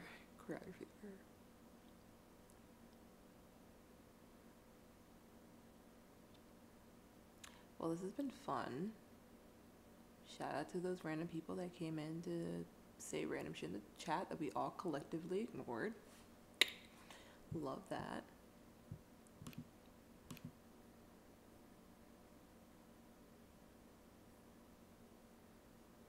ATs. Sorry. I'm gonna go ahead and just say goodnight. I will see you guys next time. I'll probably tweet again if I'm gonna be doing one, so just follow me on Twitter @_the_diary_of_J, but pretty much everyone here already knows that. And yeah, I'll try to do this again real soon.